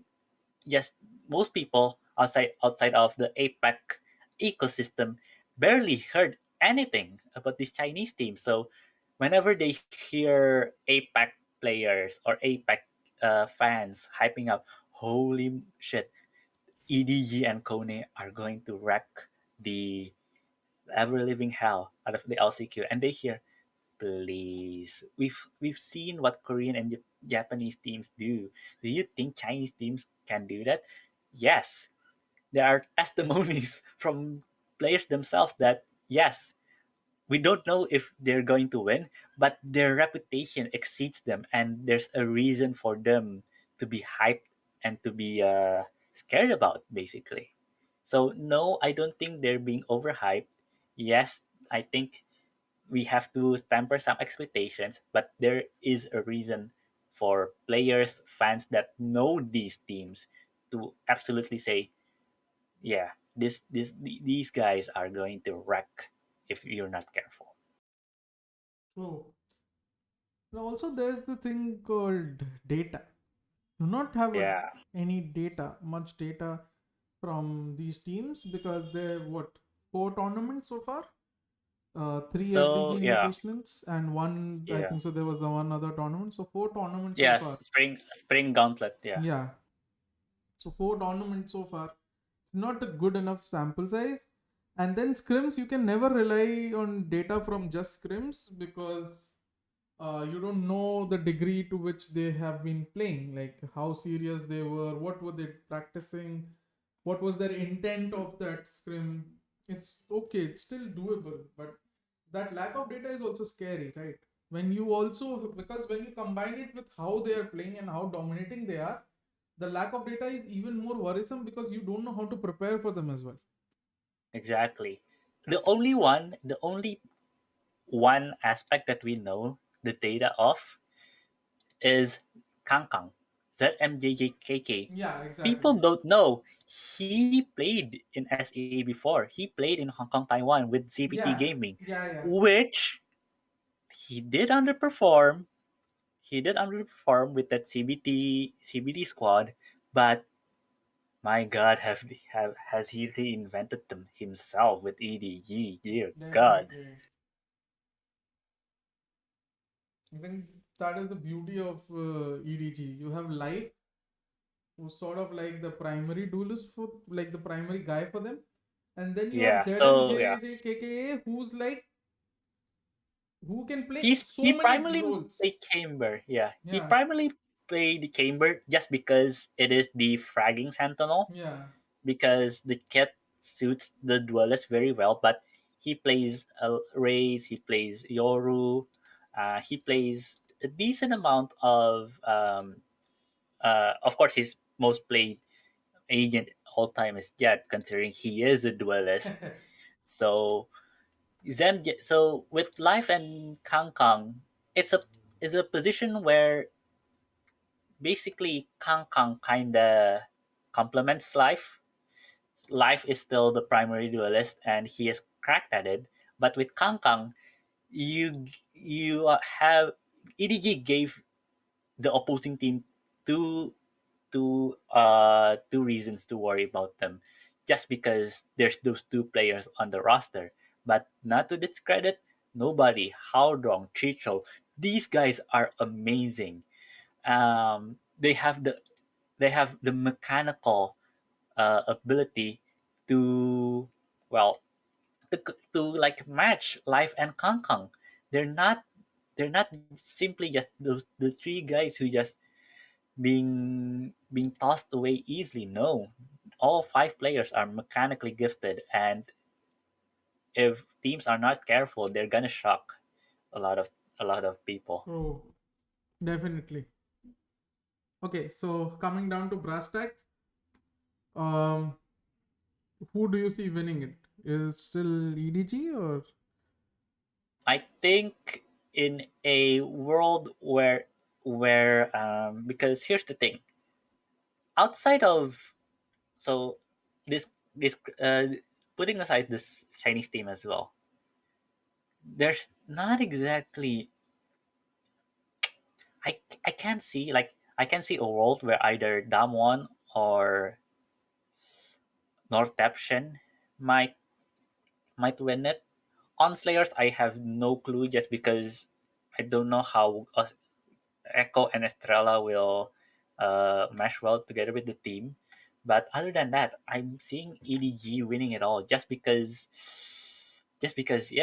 just because they have that unknown factor, and the fact that these teams play in a manner where like these Korean and Japanese teams play in a manner where it is the total opposite of EDG and Hmm, Kone. Like you see Korean and Japanese teams, you could argue they play a bit looser in some cases. They have maybe, strats, but yeah, they play a bit looser.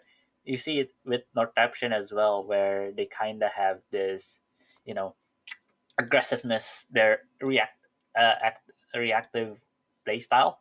Korean teams, we know they kind of play off the DRX's very methodical, very set play, strategic play style. Not to say they're too passive; they have some active moment. But the fact that EDG and Kone coming in with nothing to lose, definitely. they're not passive. No, they're not passive. They have set plays, but they are very reliant on just overwhelming the opposite side with their mechanical abilities, and that's I think will give EDG the give EDG the upper hand really facing most of the teams if the teams play the way they are right now. Hmm. So basically, who's going to win, most according to you? EDG. I'm going to say EDG. And who's the dark horse? I would say the dark horse would be Northeption. Okay, interesting. And the grand finals? EDG and Damwon. Okay. Elmo EDG Copium. Hello, Sushant. Shishant, I swear to God. EDG Copium. Man, to be very honest, I hope EDG lose, but I don't see a world where anybody can challenge EDG among the teams that are Yeah. there. Also, Um, I need to mention Kone. yeah, Like I Kone need to is mention my Kone dark just horse. because. Yeah, yeah. Like I had considered Kone to be a dark horse. Yeah, yeah. See, here's the thing. I agree with Sushant here. I think EDG will win, but at the same time, Damon's talent is too big. Damon has the talent to do it. If they can't capitalize out of having Lakia and allow and the collection of players that Solo had coached up until this point, if they don't make it to champions with that amount of talent, I'll be surprised. But uh, I have EDG just because I think their unpredictability would be more than enough to try compete for the win. So moving on to Kone, people always think of EDG, but please talk about Kone. Like they're amazing. So Definitely. It's yeah, like they're being amazing. overshadowed by your elder brother who's just more talented, slightly more talented Yeah, than you. yeah. But the thing is, Kone has been like, sure, they kind of lost 3-1 to EDG this past season, in Act 3, but in Act 2 they barely lost. They lost 2-3. Yeah. And also Sushant is Yeah, I'm saying not. it's Yeah, night and day. yeah. I understand Sushant, and as much as that will be Yeah. true, the thing is Damwon are also perennial chokers. So I mean, yeah. I hope Lakia and Allow will change that. But again, back to Kone. yeah, Out Kone. like during their Suning game. So if you guys don't know, Kone used to be Suning Gaming, Yeah. and they were kind of okay, but they were kind of meh at the same time. They were not that good because then you had Totoro and all who were better than Kone at Yeah, that time. Yes. Totoro, Tales of Eastern. Tales of Um, Eastern was like the dominant team. It wasn't yeah, EDG at all. Tales of Eastern was the first team to they were. dominate sort Yeah, of Chinese region. yeah, Tales of Eastern, Totoro. I think Tales of Eastern, Totoro, Weibo in some cases, Weibo, yes, I uh, forgot to mention Weibo. Weibo, EDG. Then there's Suning. Suning was the at least the fifth best teams in China, I and wouldn't they even were say kind fifth. of, yeah, they couldn't like just get out of it. They, they just couldn't get out of it. But somehow, like during 2022, they have some growing pains. But my God, have they like grow a lot? Yeah, I think there was Like also a like phase where yeah, they changed a couple of players in the roster as well, yeah. from Suning So to Kone, right? so yeah. So so um I think during the first half of 2022, they Hmm. still have Coldfish. They have still Coldfish and TZH. So all of the Suning players, TZH. Hmm. yeah, all of the Suning players were transferred over to Kone in its fullest form. But in I think during Act 2 or Act 3, Coldfish and TZH left. Coldfish joined Tales of Eastern, and they bring in uh, they brought in Luo King and Sword Nine from King Yu Gaming. So that is a blessing for them. They're actually very consistent, uh, and it's shown. Like if you see some of the results during the Chinese tournaments, yeah, again, I do agree with Sushant. Like EDG is just above. I'm Like, Mahogany. That's Mahogany. That's Mahogany. Yeah, I invited him as well, but the thing is, it was so impromptu, guys. I'm very sorry. I'll do a better job next time. I'll plan everything in advance. Hi Mahogany. I'm putting East Asia on a good note. So yeah, like Omnis said, like EDG is just a step above the rest,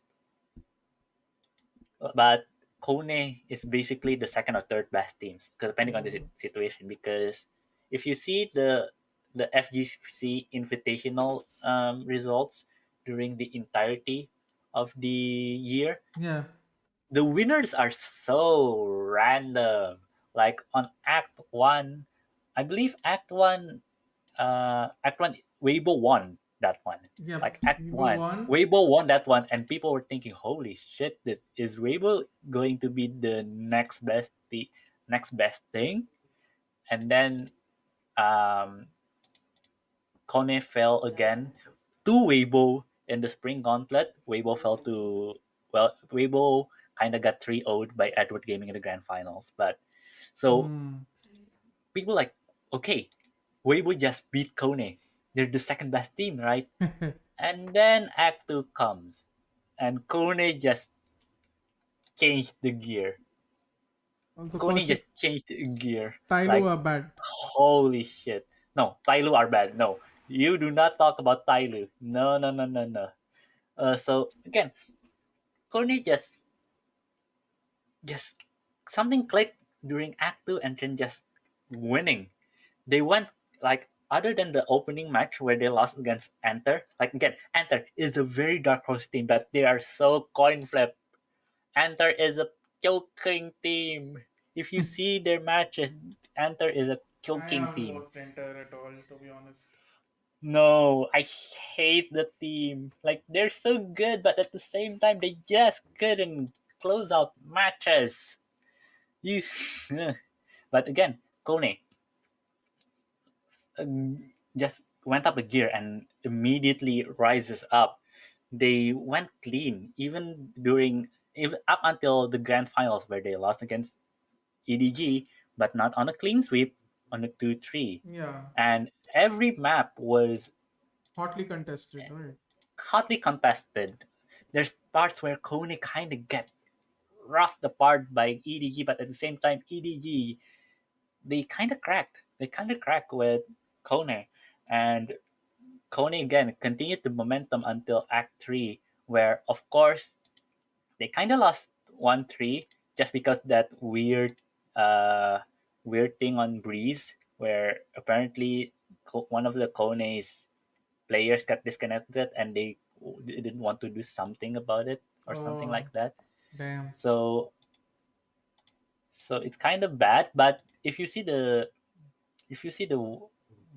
one map where they won, Yeah. it was 13-8, and they lost by 13-10, even though they kind of got swept Yeah. over in Fracture 13-3. So, and Kone again, winning against teams like Tales of Easterns and Enter, Weibo Gaming, Funplex, Phoenix, Zuhue. I've never quite understood Zookwe as a team. Mm. Why do they still exist? Because first of all, they are good, but why is FPX holding on to two teams still? It doesn't make any sense. Sushant, Yeah, APAC very clear. It's very clear, but also I have my dark horse as order. I have my dark horse as order, but it's very clear who's going to win like in okay, Reina style. yeah, Yeah. yeah. It's no changes. So with Zuhue, it's weird because it's basically FPX having an academy team, right? Yeah.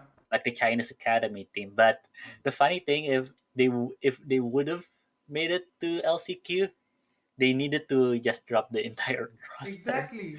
So exactly my point. It's like they knew, or it's like they're not expecting them to, you know, make. I'm sorry, Mahogany. Sorry, I'm sorry, Mahogany. I do believe in Maru, but I don't know if Mahogany, I believed in Maru in the VCT KR challenges. Me and I Sushant I know were, I believe in Maru. Don't yeah, worry. It's just me, I don't know if they're going to be good enough. Like if they can if Maru can go hot like they did during playoffs, I think they can go deep. no, Legit. I think Maru are not going to go deep at all. To be honest, this is my personal thing. Yeah. I saw how Maru perform, and I think there'll be a crash as well. I think this tournament is their crash. I think Maru probably won't even win a single series here. To be very honest. Ooh. Well, to be fair, if Reject shot the bed, I can see them winning against Reject. To be fair, I I think mean, out if of they win these eight against teams, Reject, still they're going to go up against Edward, right? yeah, If they still maybe manage to win, manage, if they lose against Edward, they're going to face Kone or North Option. yeah, that's bad. So, So I eh. think very honestly, Maru, I don't see them winning a single series. And again, I've been right on a few occasions whenever I've said a single team will not win a single series. You cut to Yeah. the guard, cut to your exit, cut to anyone. So and Yeah. it's just a gut feeling that I sometimes have. Bleed. Yes, order will definitely. I don't think Yeah. order will ever face bleed according to my I Pickems. don't think so. Yeah. Yeah, I don't think order So faces bleed ever. I think boom versus order will be interesting, but I think boom might win over order there. But yeah, yeah. definitely Maru are very promising. It's just that I am a Chibab fan. Very honestly, I'm a Chibab fan. But I mean, I told I told players, if you want to learn, let's say, how to be fearless and at the same time carve out so much space and openings into the sides and areas, you have to see how Chibab does it on Fracture with Neon. Yeah. And very Any much other so. questions, by the way? No. So that is the thing. I didn't. This Yeah, is that's all fine. on me, guys. This is all on me. I didn't Yeah, prepare. go ahead and ask the question. But I do like to if you people want to have a crash course on Chinese teams, I'll explain them the best that I can. Just because I'm pretty much the only guy who updated Why don't you Chinese stream and upload a tournaments. video on it? I'm probably going to do that sooner or later. Yeah. But yeah, I think that will be better, because I think yeah, a video will stay there forever. So, and mhm, also you can structure it in a way where you can go team by team. yeah. But yeah, that's I think. Hmm. By So tired, I'm going guys, to sorry. yeah. It's just that today was the only day left where I could do the LCQ rundown. I had planned to do this actually on Sunday, but I didn't know that the finals would run so long, right? The Oh Bleed one. yeah, yeah, yeah. I was planning to do it yesterday and I had planned it for 3 days in advance. But then when I learned about the Sunday thing, I didn't ask anybody. And then today in the morning, I was like, I have the thumbnail made for it, which is a very cute thumbnail, guys. If you can see Yeah, I the know. thumbnail, the thumbnail is a very cute thumbnail, guys. It's a very well made thumbnail, Yeah, and I was like, I have to do something, guys. I can't let content go. I mean, I don't really care about numbers, to be honest. It's more about putting the content out there, and people will see it later on as well. People might see it later on, so there's no yeah. problem there. So I didn't. Okay, so I yeah. did a horrible job with it today. It's all my fault, guys. No worries. But yeah, from tomorrow onwards, I think I'll be more. So I'm going to just go over my reasons on having okay, so EDG, of course, I've said it why I think they would Yeah. win. Nortaption, this is a surprise for you, right? The reasoning that I have is I think they're going to be very motivated post Copenhagen. Yeah, they kind of bombed out, but the fact that they were they have they had very valuable international experience, I think they'll be they'll have the edge over like maybe the meta or some of the insights on other regions where they might implement it on their own gameplay. And I think Nortaption, if they're hot again, I can see them probably upsetting some of the teams. Just because a I do not trust again. I do not. It's not that I don't trust Onslayers. I don't know how will they perform.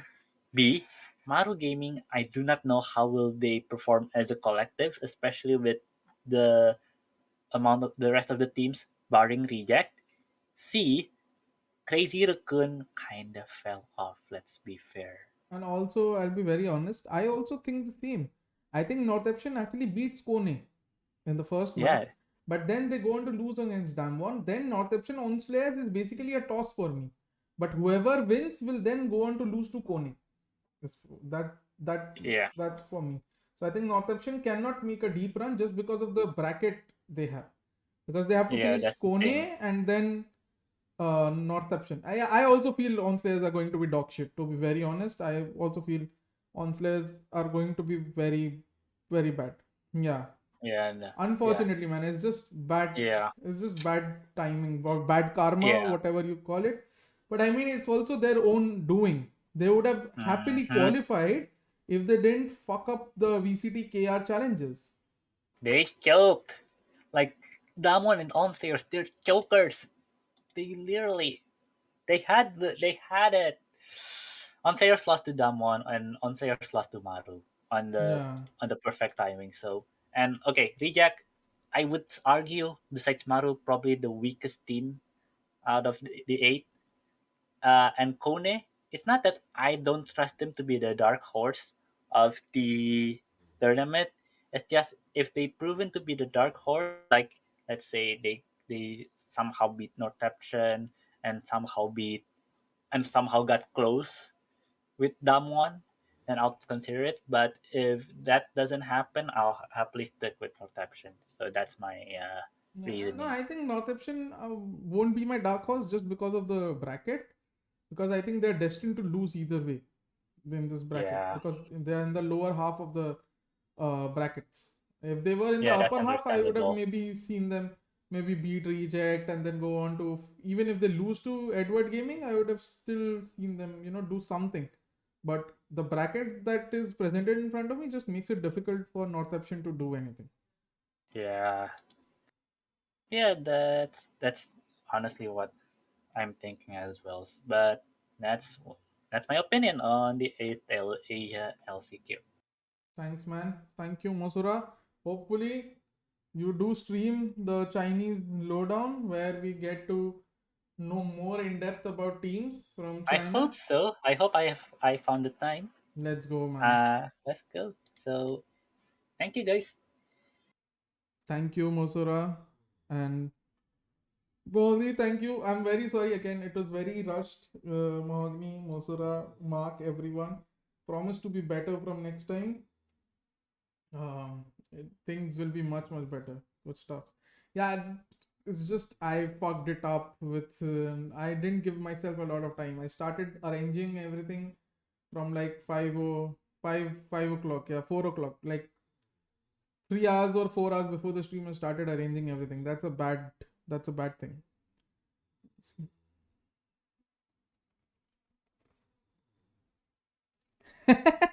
Ominous. Ominous. You're wrong. CR will lose opening game and then Nets will get injured and it will all seem lost. But just then, Riot will give special permission and on steps Seoul Dam, the prodigal son returns, CR win it all and CR qualify for champions. Let's go. Feel strong, man. Thank you, Sid. Yeah. Sort of fucked it up, guys. It's alright. Move on to EMEA. Very basic, guys. I won't take much of your time here. EMEA, very heavy brackets. This is why Ominous is the goat. Definitely, man. He knows the script. Dude, Ominous definitely knows the script. Okay. G2 OG. I mean, very difficult to choose between these two teams, honestly, right now. OG haven't performed well at all. And G2 are a very tipsy turvy team, to be honest. Topsy turvy team, tipsy team, whatever. But yeah, M3C Ascent again, very tough battle. With whatever the changes have been proposed, I think Ascend really have the edge here now with Link coming in. Liquid BBL, I hope to God, man, BBL wins here. Honestly, this is all BBL copium here. Don't like to see Liquid win, honestly. Guild versus Navi, this will be a very interesting match, but I think Guild prevails. So I think these are very clear for me. This may be Ascend. And here I'd go for G2 just because I think they're just better than OG right now. I don't know what they've done this time. Like OG is just not been convincing at all. Liquid Navi, obviously, then here Liquid sort of win, M3C sort of win here. G2 Ascend, obviously Ascend. Like there's no way G2 is winning this. BBL Guild, I think so it'll be a close game, but I think Gold come out on top here. I think BBL M3C, maybe going for M3C at this point, but let's see. G2 Liquid, I think Liquid again perseveres. M3C Liquid will be very interesting.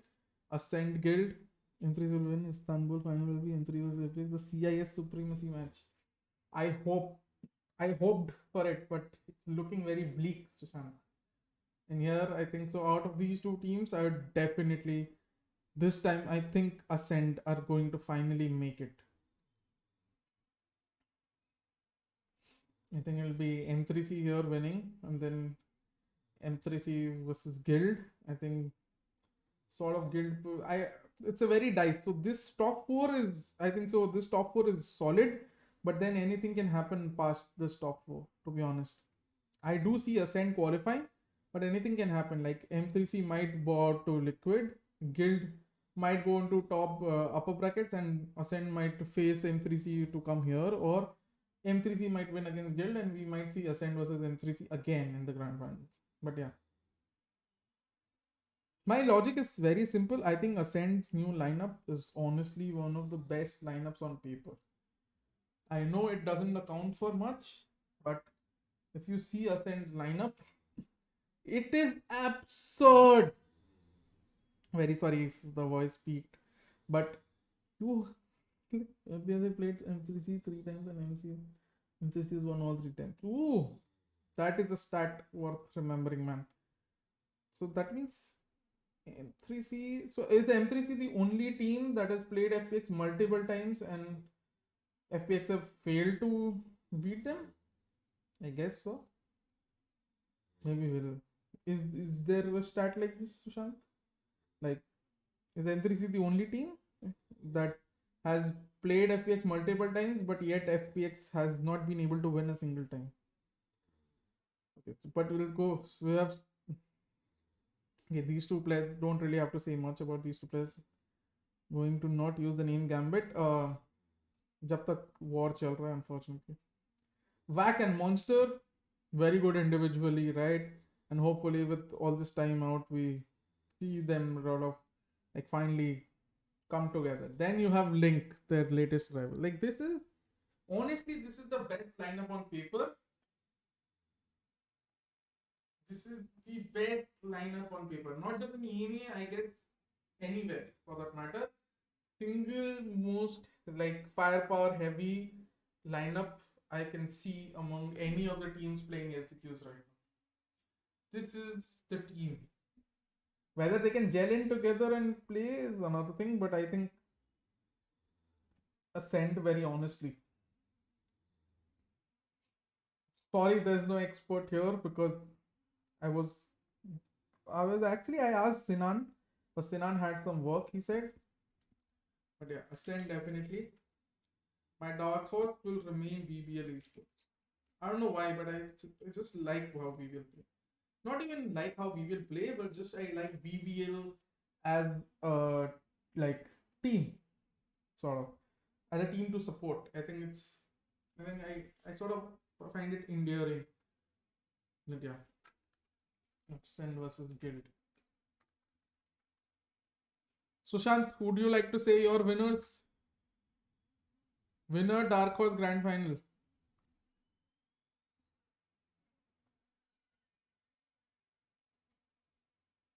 Asia LCQ will do NA.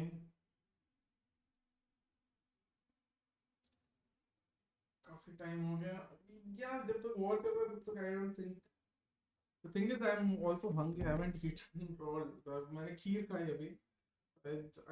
I'll have to order something. I think so dinner के लिए. या तो I just have to eat bread and butter. Thoughts on Twisted and Guild? Yeah, man.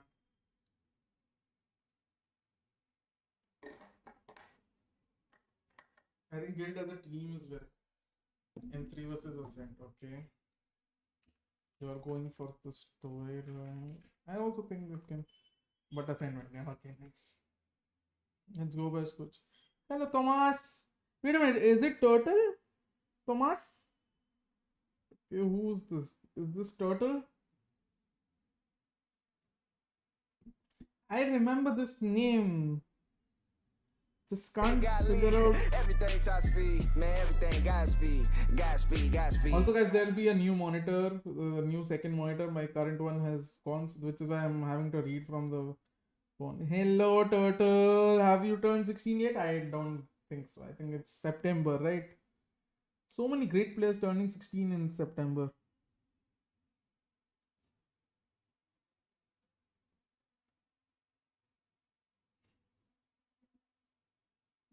Why didn't it show here in the Streamlabs thingy? It should show, right? I fucked up majorly today, man. मैंने एकदम stream कुछ भी नहीं किया, like this September.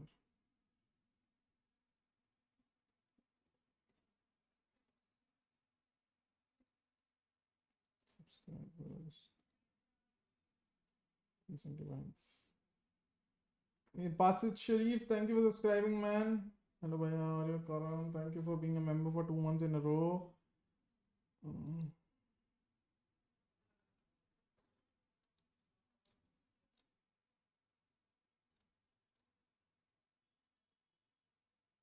Cloud Vault, okay.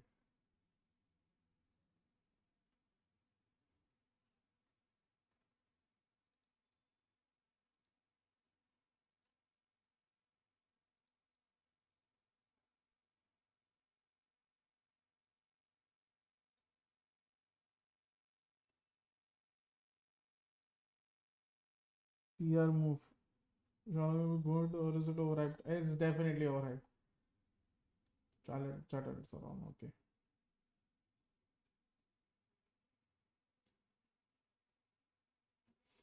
Definitely.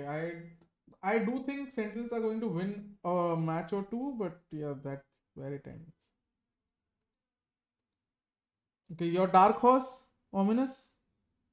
If you had to pick one who could win, but isn't in your favorite sphere, who would be your dark horse?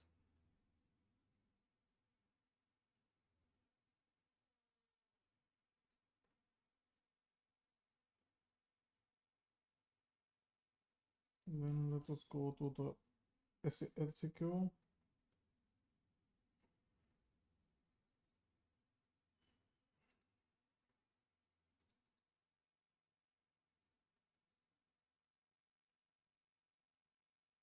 Guild. Okay. Guild. Let's go. ASALCQ. Honestly, don't really know much about a lot of these teams, but I know enough that I think so. Ninjas is going to win. Ninjas are going to win. Was just asking to Nico, talking to Nico what Twistin, very underrated player. Damn. Twistin. I think Guild highly phrased at Vig. Ooh. Damn. That is something we did not know. Clue versus TPK. Okay. How is he?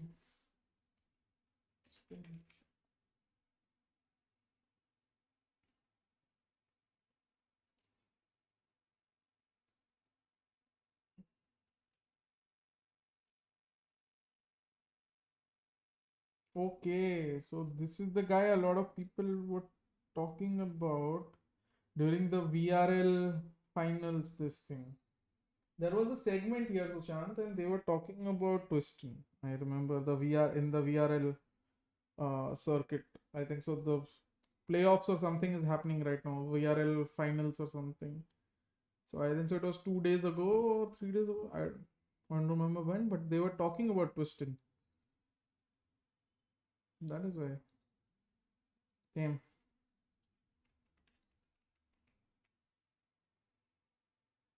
Also, big as a team, I think so. They recently registered their first win of the league campaign. Recently, named. I think so. They were very poor in terms of results. Can you make a video on nepotism in esports? Wow. Oof. This team, man. बार बार हाँ बोलो यार हाँ अपनी जीत हो उनकी हार हाँ कल तो यही गाऊंगा मैं तो पूरे टाइम गए पूरा एलसीक्यू वॉच पार्टी यही गाना गाएंगे बार बार हाँ बोलो यार हाँ you know who M3C are getting for defo there were rumors, right? I don't remember total minus Russ unofficial leaks. Nice. I don't remember to be honest total, but I think there were some rumors. I think so. Someone made a report or something. Who M3C were getting for defo, but I have no clue to be honest.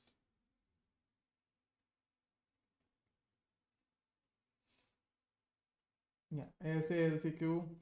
Fusion Furia. I think the Furia are very good. I think the Fusion are just going to be slightly better. Heat Stars versus Exolo's Laser. Again, I think Exolo's Laser are going to be better here. You have Heat Stars from here and then Furia from here. JD, yes. Okay, so it's a player called JD. Thoughts on Temasik and TL? My thoughts on this nasty thoughts. To be honest, TL is a very poorly run sort of team right now. I would say this guy, man, team. They're getting JD. Excuse me. Damn, this is the guy I've told people about. I think so. This guy is definitely destined for a good team down the line. I've said it for a long time. Yeah, when he was in Honk, I think it's Honk or No Pressure. I don't know. But just before he joined Navi, we were talking about CIS talents and we were talking about Cloud. And then there was like, I think so. Other teams were interested in Cloud as well. Like other than Navi, there were teams from EMEA who were interested in Cloud. But like Navi, sort of obviously, the pull that Navi has on CIS talents.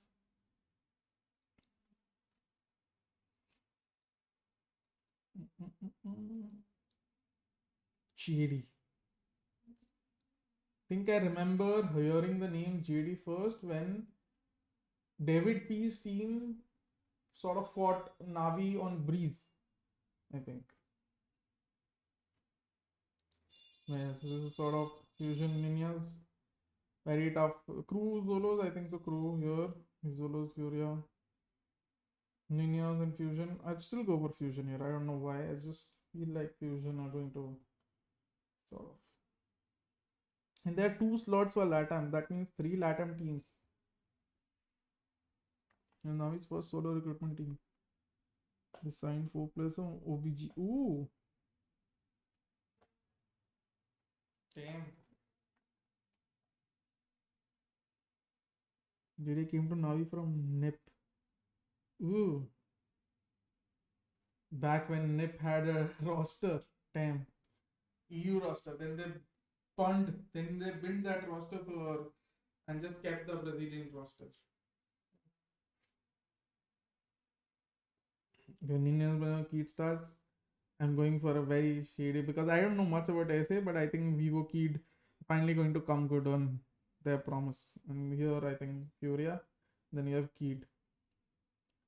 Fusion Crew, I think Fusion are going to be very good, but again, and so Vivo Kid qualify. And the Fusion or Vivo Kid, one of those two will qualify. But yeah, Crew definitely qualifies.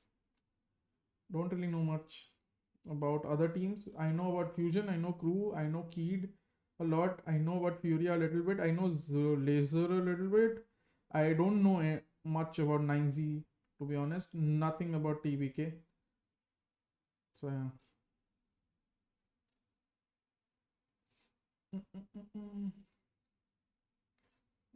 I had the whole thing planned, but I half-heartedly कर लिया भाई. Name very simple. So not grand final, but like second qualifier would be like Kid Fusion versus Kid, and then Dark Horse for me is going to be Kid.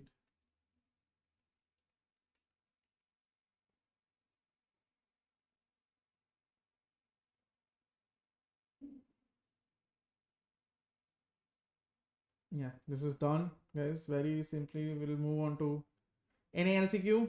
We'll finish it very quickly. NALCQ, I hope we do get pumps for this, but yeah. Simply, I think Sentinels win this. This is Cloud9, right? Even though I want Shopify to win, but I think Cloud9 is going to win this match at least. Then you have FaZe and NRG. Again, this is a very tough one for me. I think 100 Thieves can win, but I think NRG this time finally hoping that their bootcamp or practice isn't played by any illness or anything of that sort. And yeah, then I think Sentinels do beat Cloud9. So this is, I think so, Sentinels top 4 here.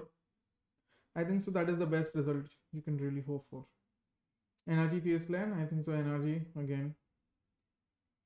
The guard Shopify, very tough to segregate, but I think so Shopify win here.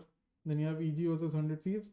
Very tough again, but I think 100 Thieves win here. 100 Thieves win here. Cloud9 are eliminated. You have FaZe Clan versus 100 Thieves. 100 Thieves win here. You have NRG winning here. Sentinels 100 Thieves. I think 100 Thieves win here. And so it will be NRG 100 Thieves again, or NRG FaZe Clan. Again, top 4, I think it will be this. Might change. So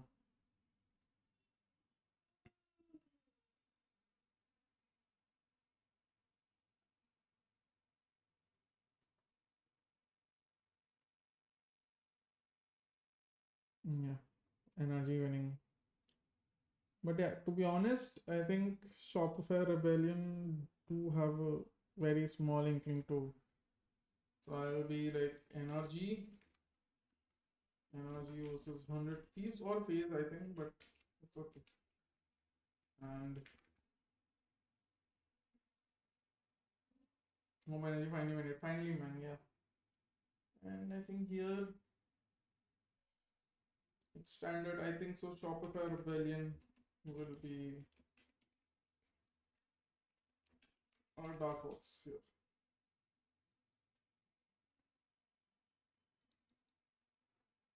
Thank you guys for tuning in.